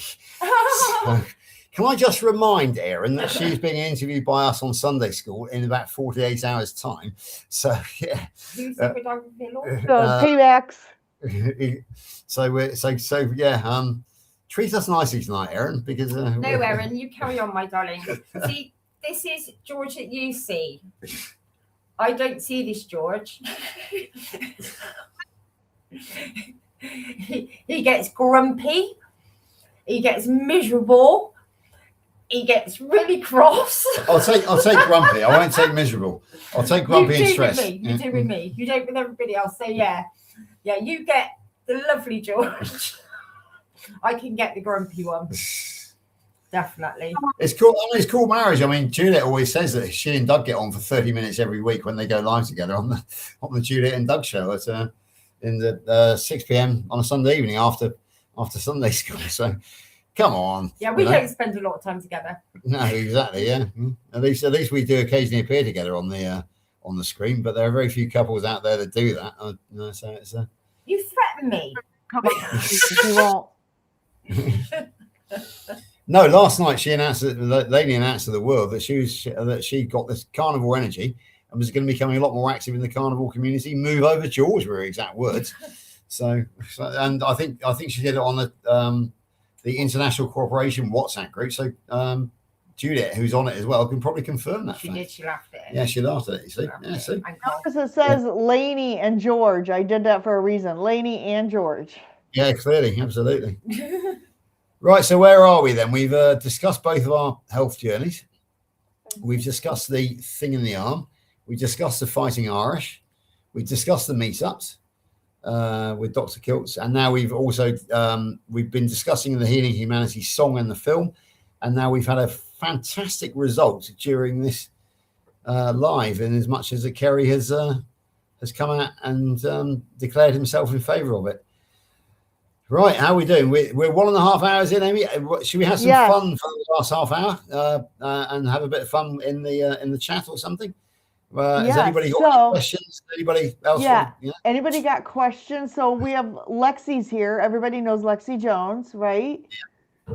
I think we already took care of Aaron's revealing, and it's Nightbot says very doubtful.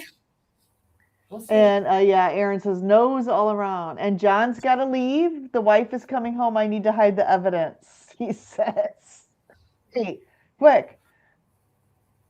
Bride's Biscuit asks, will my tuxedo hook me up? Okay, so Bride's Biscuit, I read, has a tuxedo cat, and I have a tuxedo cat. And it says, will my tuxedo hook me up a treat like Milton did Rick? And it says yes. Going in the air fryer tonight. The cat? Is the cat the cat going in the air fryer? I don't know what that means. Quite a lot. Come to think of it, I need to go and restoke the log fire, so I'll be away for about 2 minutes. I'll leave you in Laney's. Okay. In Laney's. Otherwise, Okay, it'll so Gary says perhaps the arm prick can lead to turbo cancer. I mean, we'll never be able to prove that, right? No, But there's been a lot of weird things that have happened, in my opinion. You know, a lot of athletes have been just dropping dead in the middle of the basketball courts. Young men have been having myocarditis. There's been some in my family that have had 25-year-olds that have had myocarditis. Yeah, I don't know if so it's the there's same been- over there, but over here they're trying to work out why so many young people are getting cancer when it tended to be older people. But in the last sort of couple of years, it's a lot of younger, and I'm talking 25-year-olds to sort of 40-year-olds are getting it. And after I had mine, I would get sick maybe once every couple of years with like the flu. I got sick every month and a half with either the flu, with either the virus or RSV for 2 years. I was sick constantly. So I truly believe, and again, I won't be able to prove this, I believe it wrecked my immune system. It did something terrible to my immune system, and I wasn't able to fight anything off, and I caught everything for 2 years. Yeah. Amy says in 2021 her husband died of cancer. I'm so sorry. Lots of time visiting the hospital. Neither one of us having any things in our arms, being offered and denied every day. I hope that you turning it down did not prevent your standard of care, Amy. Lexi says, is it okay if I add a little bit of cheese to my beef, butter, and eggs? Well, way of eating. I'm having trouble eating enough, and I'm starting to develop meat aversion. I would, in my opinion, Lexi, that would be okay. As long as you feel good eating cheese. Honestly, I have what was called the Great Cheese Controversy of 2025. I went strict carnivore in July, and then in the recovery room of my hernia surgery, they gave me a cheese stick. And I've been battling my addiction to cheese. And I'm not eating it as much as I did, like multiple times a day. Let's put it that way. But the other day I went to a restaurant and I got a slice of cheese on my hamburger. If I get really hungry and I need something real quick, I will grab a cheese stick. So it has re-entered into my carnivore diet. I think there's much worse things that could enter into the carnivore diet, but I don't think you're on carnivore for weight loss, Lexi. I think you're on it for healing. And as long as you, in my opinion, and George and Lainy can step in, as long as you're feeling good while you're eating the cheese, I don't see any harm in it. It's carnivore. It's a as long as you're not eating like American cheese, you're eating the good cheeses. Today. Yeah. Yeah, I had cheese. Yeah. If I can jump in as coach George here a second, I know. I hope Lacey doesn't mind me saying that I know her circumstances. She's quite young. She's still in shared accommodation, and she is sharing accommodation with people who are not low carb or carnivore. to Lexi into the house quite a lot. Now, I eat not a huge amount of cheese, but I do eat cheese, and I do like cheese, and it does fill you up. So I would suggest, Lexi, that yes, go ahead with the dairy, unless you suddenly find that you've got a real problem with it, like bloating and constipation. Because basically, if you're struggling to eat enough, then go to cheese and not to what is in the house that is being brought in from the outside by other people. As long as you fill up on cheese, it's far better than filling up on pies and cookies and all the rest of the things that are coming in from the outside. Because unfortunately, like for example, myself and Lainey, we have no carbohydrates in this house now, only in liquid form. But well, I still do drink a little bit of liquid carbohydrates, such as coffee creamer and that sort of thing. So yeah, I would say that cheese is a much better option than falling off the carnivore wagon entirely. So that would be my recommendation, Lexi. He asked, will it affect my ability to heal my addictions? And Lexi, only you can do that experiment with yourself. So if you eat cheese and you find you're struggling, take it away for a while and see if you feel better. So, but only don't add anything else in. Only add the cheese in and see how you feel. Because if you add too many things in, you don't know which thing is causing the problem, right? So only you are going to be able to determine that for yourself, because everybody's different, right? Some people can eat cheese and have no problems. Me personally, I think that cheese is the addiction for me. So, and cheese is known to stall weight loss and stuff like that. But I think you really have to, like, I can't answer that for you. I don't know what you think, George. But if you're eating being a very addictive personality, and I was a functioning alcoholic, well, I probably still am, but I haven't had a drink since March the 16th, but I've been a heavy drinker all my life. So I've come off that. I came off the seed oils and the sugars and everything else. So I've beaten some addictions, but I have had to use replacement therapy. When I first came off the alcohol, I used non-alcoholic beer, which was fairly carbohydrate rich and also caused my bladder problems. But it got me through. It fooled my lizard brain into thinking that it was getting what it wanted. But so I've since come off the non-alcoholic beer, and I replaced it with a non-alcoholic gin Ricky, which I know that Erin, if she's here, knows what the gin Ricky is. So it's a non-alcoholic gin, which is very low carb, seltzer water or soda water, and lime juice. It's an official cocktail, and that again is fooling my brain. It's very, very low carb and non-alcoholic. Therefore, I'm perfectly happy to continue with that for the moment. It's replacement therapy. And as well as that, I also use coffee on a huge amount. And by the way, that's my coffee mug. If any, oh, crikey, I'm no good at doing that. It says, warning, I may start talking about meat at any time. And that's a brilliant Christmas present from a friend of mine a couple of years ago.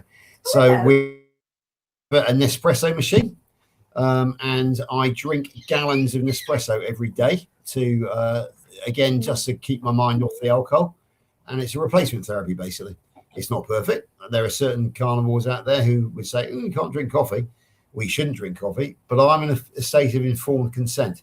Coffee is a neurotoxin, but it's far better than succumbing to my addiction to alcohol. So I think that addictions have a tier, a grade, if you like. And I think that if you get addicted to cheese versus chocolate, or I think that is I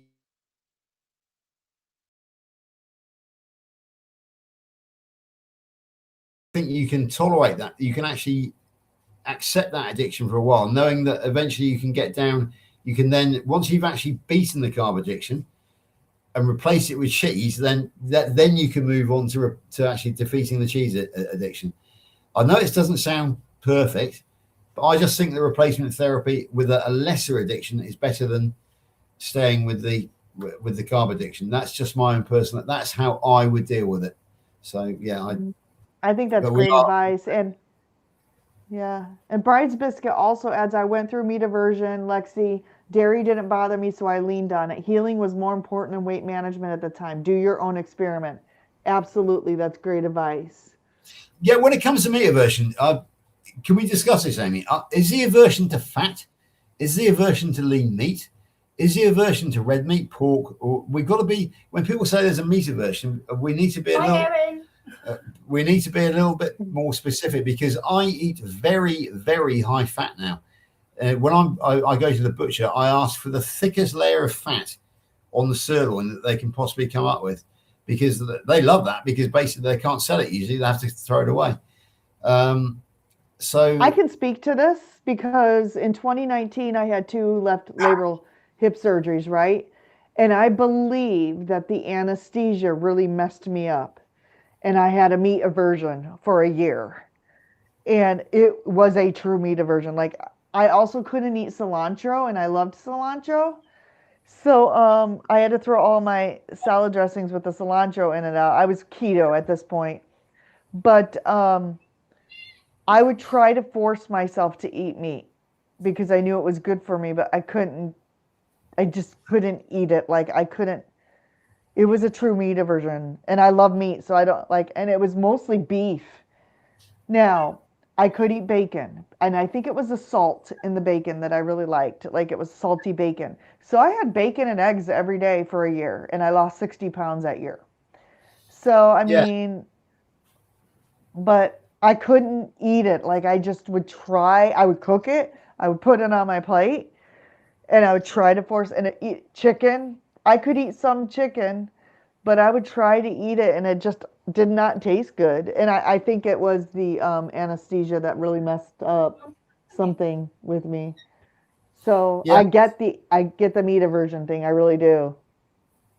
I mean, the thing is, it's a lot of people might think about it. I eat my sirloins raw now, and the texture is superb, but there's not a lot of flavour. So what I've done is I absolutely cover it in Himalayan pink salt. 2 reasons. One, it gives it real flavour. Secondly, I was suffering from muscle cramps back along, and all I did was massively up the salt, and they went away. So that is good. But interesting enough, you have sugar cravings. There are 5 tastes, including umami, bittersweet, salt, and one other in your taste buds. Well, back along, it was always I would always crave sugar. Nowadays, if I get the craving, the salivating that caused me to salivate, it's salt. Pork. It's pork salt. Belly. I get this craving for salt, so I just cover the sirloin with salt. The eating raw fat on the sirloin, it is just melt in your mouth. It really is. And even the muscle meat just melt in your mouth. I've been out trying to get a belly of pork since you did the pork Oh, pie. yeah. Oh, and I can't get it anywhere at the minute. I'm going mad. But we are going to a market tomorrow, so fingers crossed I can get some. Hopefully they have some. Oh, it's so good. I'm telling you. Now there's a lot of ways you can cook it. I like to smoke it in the smoker, but if you have a cast iron skillet and an oven, that's, and just I catch that grease in some sort of tray. Yeah. It's so easy and so good. Most recent Sunday, wasn't it? That was the most recent Club Carnival. God, it's been a long week. Yeah. It's only 5 days ago, but it seems so much has happened. It seems like a million years ago. So yeah. All right. Yeah. Any last minute questions, everyone? We've been on for almost 2 hours. Holy cow, George and Lainy, you guys are never short of things Time to with you, say. Amy, always passes quickly, my dear. It always passes quickly. And Rick says he's never been vaccinated this century, he says. So he probably got his vaccines when he was a kid, but probably because it was the law, I think. But that's interesting. Oh, I hope I can find prime rib next week. Whoever said this bride's biscuit. I went on a journey this morning because someone said that Aldi's had prime rib. Yeah. Yeah. I went up north. None. Then I drove like 20, 30 minutes to the other Aldi's in our town. None. I was depressed.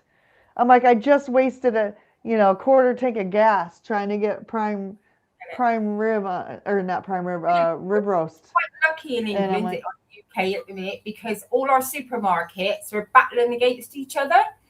So everybody's got their whole legs of lamb half price, Their beef is at a really good price, not the steaks, the beef, joints of beef. The pork, great big joint of pork in the crackle. It was gorgeous, wasn't it? 15 English pounds for the whole thing. The legs of lamb were 15 pounds for a whole leg of lamb.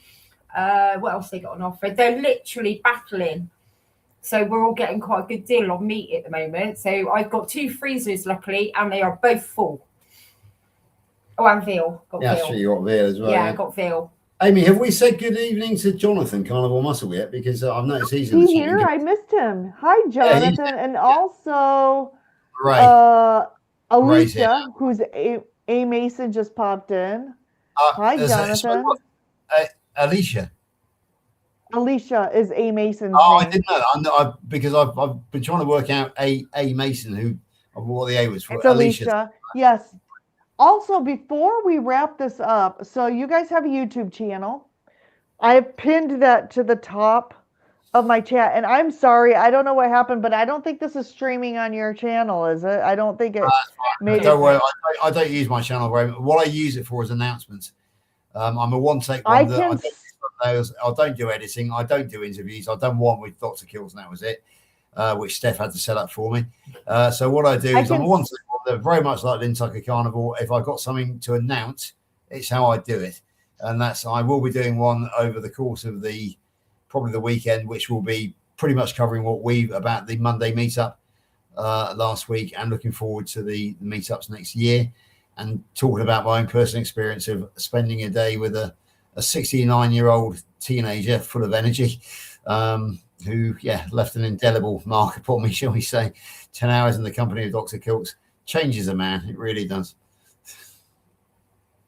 He's amazing, for sure. I can't wait to meet him. I found out he's going to be in Chicago July 25th, which Chicago's only an hour and a half north of me. So I have to make it to that meetup. Yeah, well, I have to. I actually drove the better part of 4.5 hours to go and pick him up from Heathrow. So believe me, it's well worth the experience. And a quick word about Dr. Kills' attitude towards us. He doesn't regard himself as some sort of leader who is, who has his followers or his servants. He wants to be friends with everybody. He wants everybody to, he introduced himself as Rob. I am not comfortable with calling Dr. Kilts Rob. I just am not. So I always call him Dr. Kilts, but he's perfectly happy with it. He wants to be friends with us all. He wants ideas and suggestions. He wants people to tell him when he's doing something that they don't necessarily approve of. We had a very frank conversation in the car between the two of us, and he thanked me for my input, which has led to a couple of changes this week. He said, well, nobody else tells me. I said, that's because everybody's afraid of you, Dr. Kills. He said, well, they don't need to be. They're my friends. You're all my friends. So, speak to Dr. Kilts as a friend. Call him Rob if you want to. I can't. He's just such a nice guy, a genuinely loving guy. He ate my steak. Is he a hugger? Is he a hugger person? Because I'll probably run up to him and give him a big hug.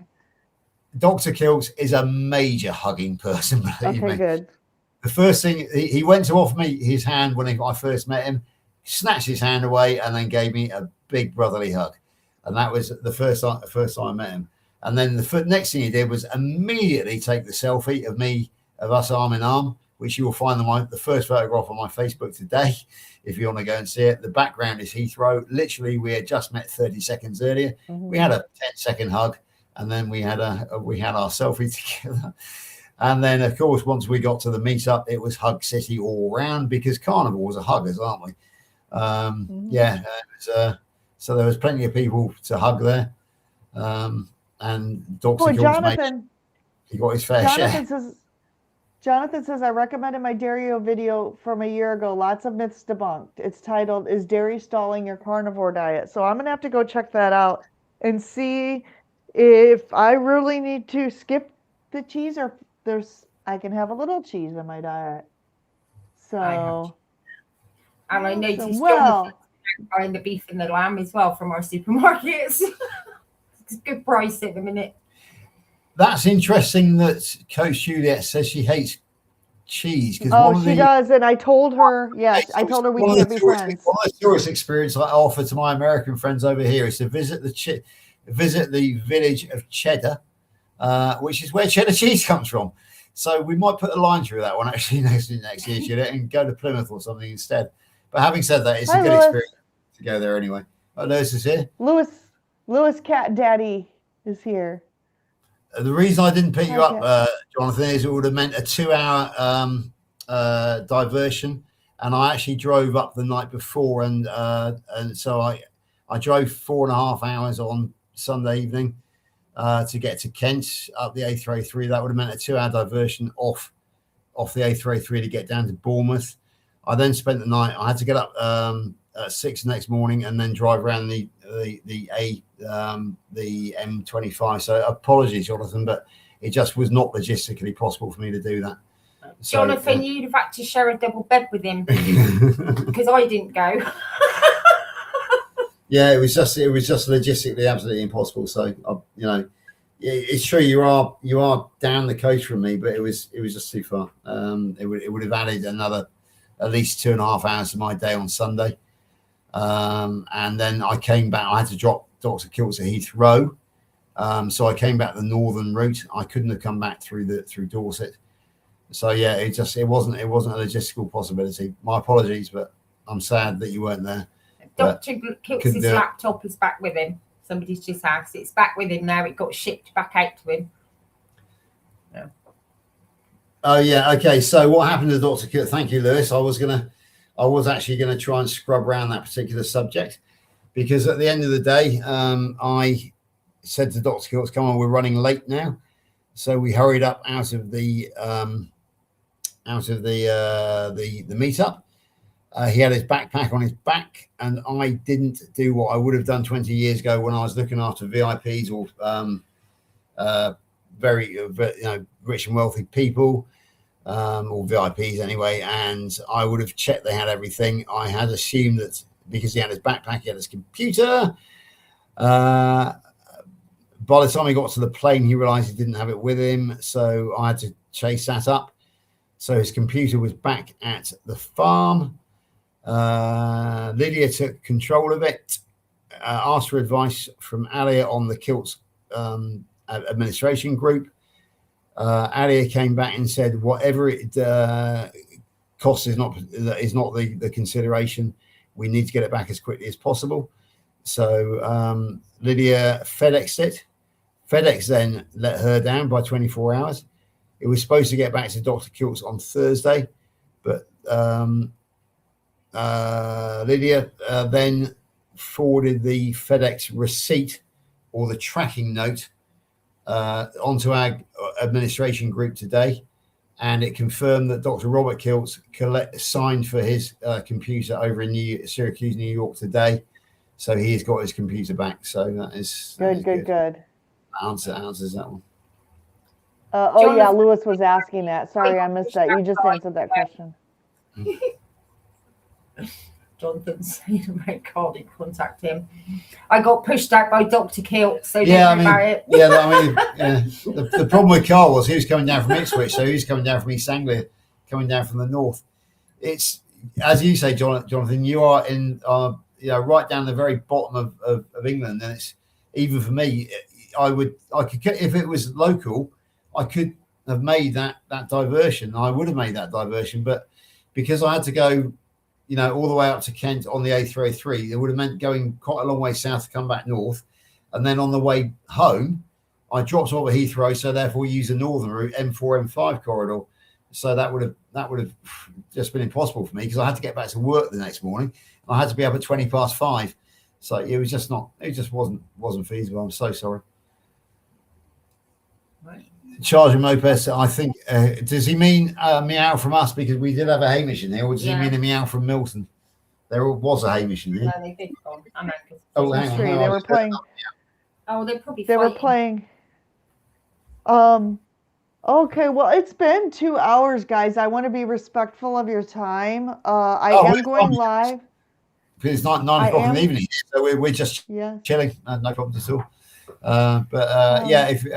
If you want to, 2 hours, I think it's fair enough, isn't it? Really, What does it, Russ Yeah. says? I think we fulfilled our obligation to the family for this We've week. fulfilled our obligation. But I am going live on Sunday. I have Angela Mullins coming on Sunday at 7 Oh, p.m. she's brilliant. We had her on Carnival Sunday School. What Yeah, a wonderful we've story. been doing homework assignments together in PhD. So I know she's a kilts coach and she's also in PhD now. One last question before we go. What is the future of your channel and because you're back at work? So Yeah, okay. So right, what's happened is that basically, you know, I was living off my lump sum from the army. It was going down quite rapidly. It was becoming quite apparent that I would need to earn money again early in the new year. There was obviously I'm a qualified coach. I was thinking about setting up a limited LLC on the 7th of January. However, I have decided to put that on hold. It's not cancelled, it's put on hold. Why? Because my old job said they were missing me so much, would I kindly come back? And that is a construction project which is due to be handed over on April the 16th next year. So I've got nothing really planned between now and next June when Juliet comes over on June the 8th or June the 9th. So I'm available really to earn money between now and then. And this is guaranteed money and it's good money in construction. And that means I will be able to take June of next year off without earning money. It means I will be able to pay to go to America, Wyoming, presumably. If Wyoming doesn't happen, might be Hack Your Health. But I'll be coming to America sometime, and that will give me the money for that. And that will then give me I'll have the money behind me to then set up the LLC and then look at maybe a coaching career after that. And then again, the other possibility as well is once I've got the money in the bank and I've got the time and I've finished, I'm also doing the second coaching course as you are, Amy. So that's taking up my time. So it's a time thing at the moment. So I'm not going to, my channel still exists. Our channel still exists. And I will be using it for announcements and that sort of thing. But that was a big meow. That was Angus. That's Angus, big cat. Can I know Angus? I think Angus wants to put in the. I'll pick him up then. No, he's going to bite me. No, he's going to bite her. Okay, so yeah, I will have more time, more money next summer. Once we get the meetup out of the way, and all my American friends have gone back stateside, then I'll have a bit of time in July. Try and tag team with Jonathan, good idea. And then I will probably have time, and that might be the time. Definitely, I'll set up the LLC for coaching, and it might well be the time that I develop the channel with the help of IT experts, such as Amy Davis and Luis Latito, and all of my friends who are very frustrated with me because I do come over as being a fairly intelligent person, but I'm a complete techno F-wit. So I know you're all very frustrated with me for that. But yeah, I can learn as long as you treat me like an absolute child. When I say child, most 3-year-olds are better than me. So treat me like a toddler, because that's about as my capabilities. But I look forward to it. I mean, the thing is, this is a marathon, not a sprint now. It's not like there is an end to this. It's not like a diet where you finish it and then you go back to being normal. None of us will ever be normal again. We're always going to be crazy, and we're all going to be crazy together, probably for the rest of our lives, because we're all such close friends now. We are, if you like, the originals. It doesn't matter how many people that we win over. We will be the class of 23, 24 that got together as a community, a family, shall we say, a tribe in 2025. And we will, if you like, be the class of the tribe of 25 forever and ever. Amen. And that means that, I will be working with you guys for the rest of our lives, or until you get bored with me. I'll be sending Rick Christmas emails every year with pictures of ducks on. Rick, if you're in the crowd, and I think you are still out there, Rick. I completely. So there is Ricky, the desk duck. And I think Amy has completely neglected to give you the. I did. Well. Yes, hold on. I think it's. Oops, that's not working. Hold on. Let me see if I can do it. It's a lot working. easier. There we go.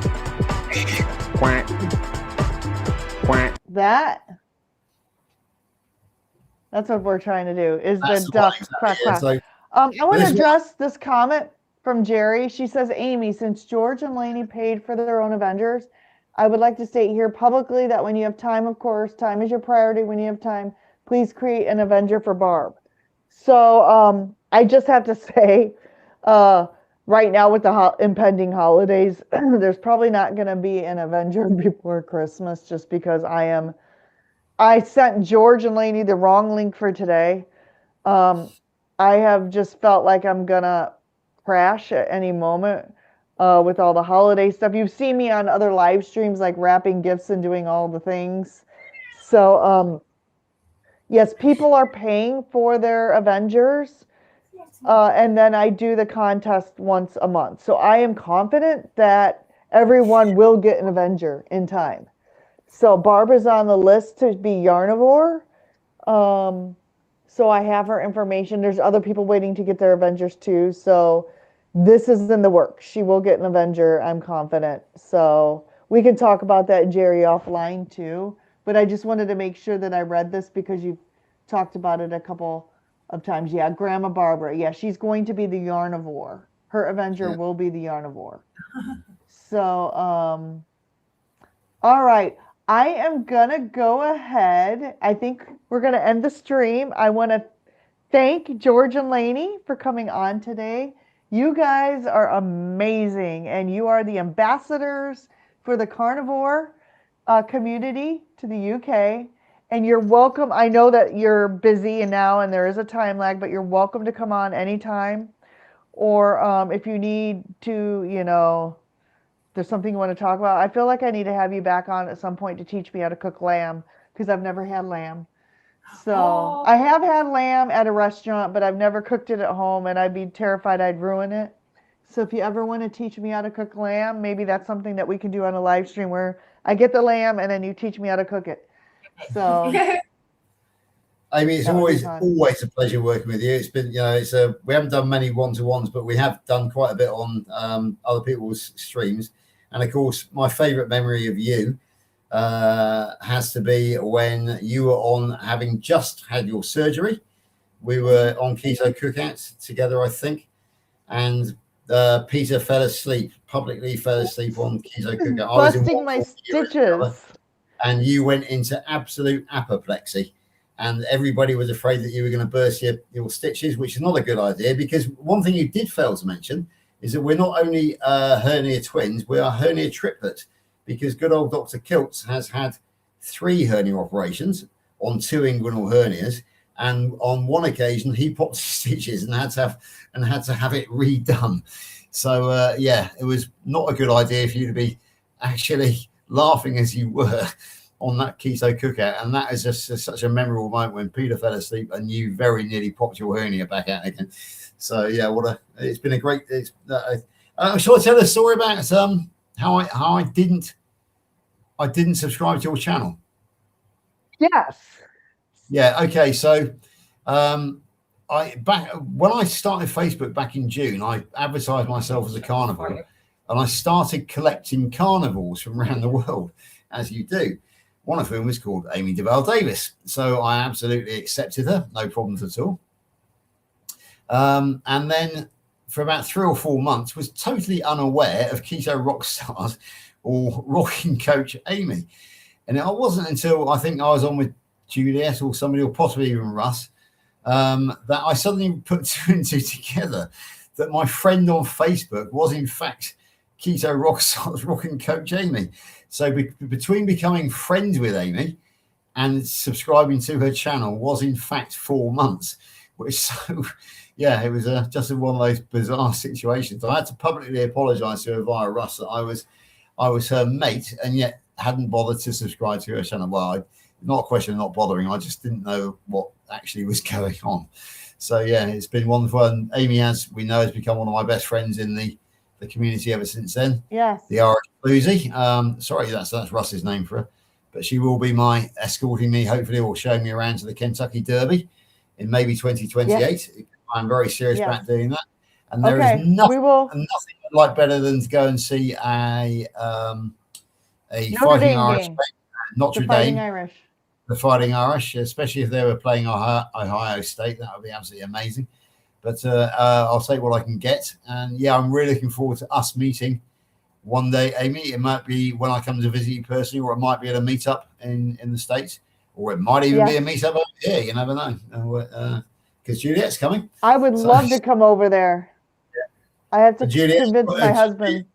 And Juliet has promised that if you do come over with her, she won't actually ban you from her channel again, as she did once before, which is another famous story. But that's for you and Juliet to tell, not for me to tell.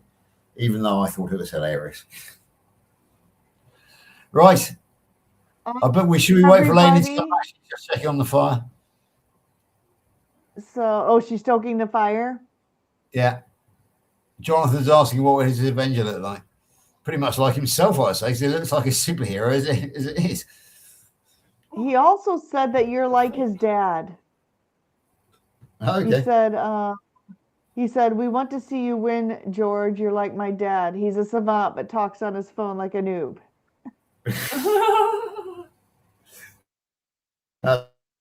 My throat is getting dry. I could do with a non-alcoholic gin Ricky like Lainy's got in her hand at the moment. It's dinner time. And it's time for me to have a meal. Exactly, yeah.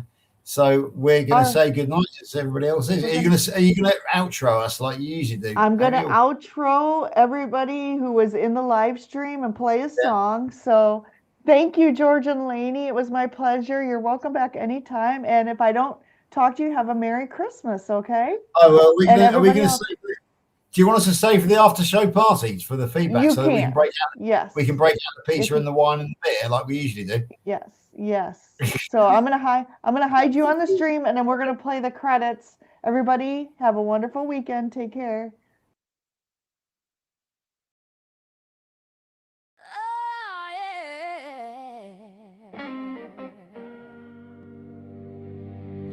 Lights fade low, the bacon's done.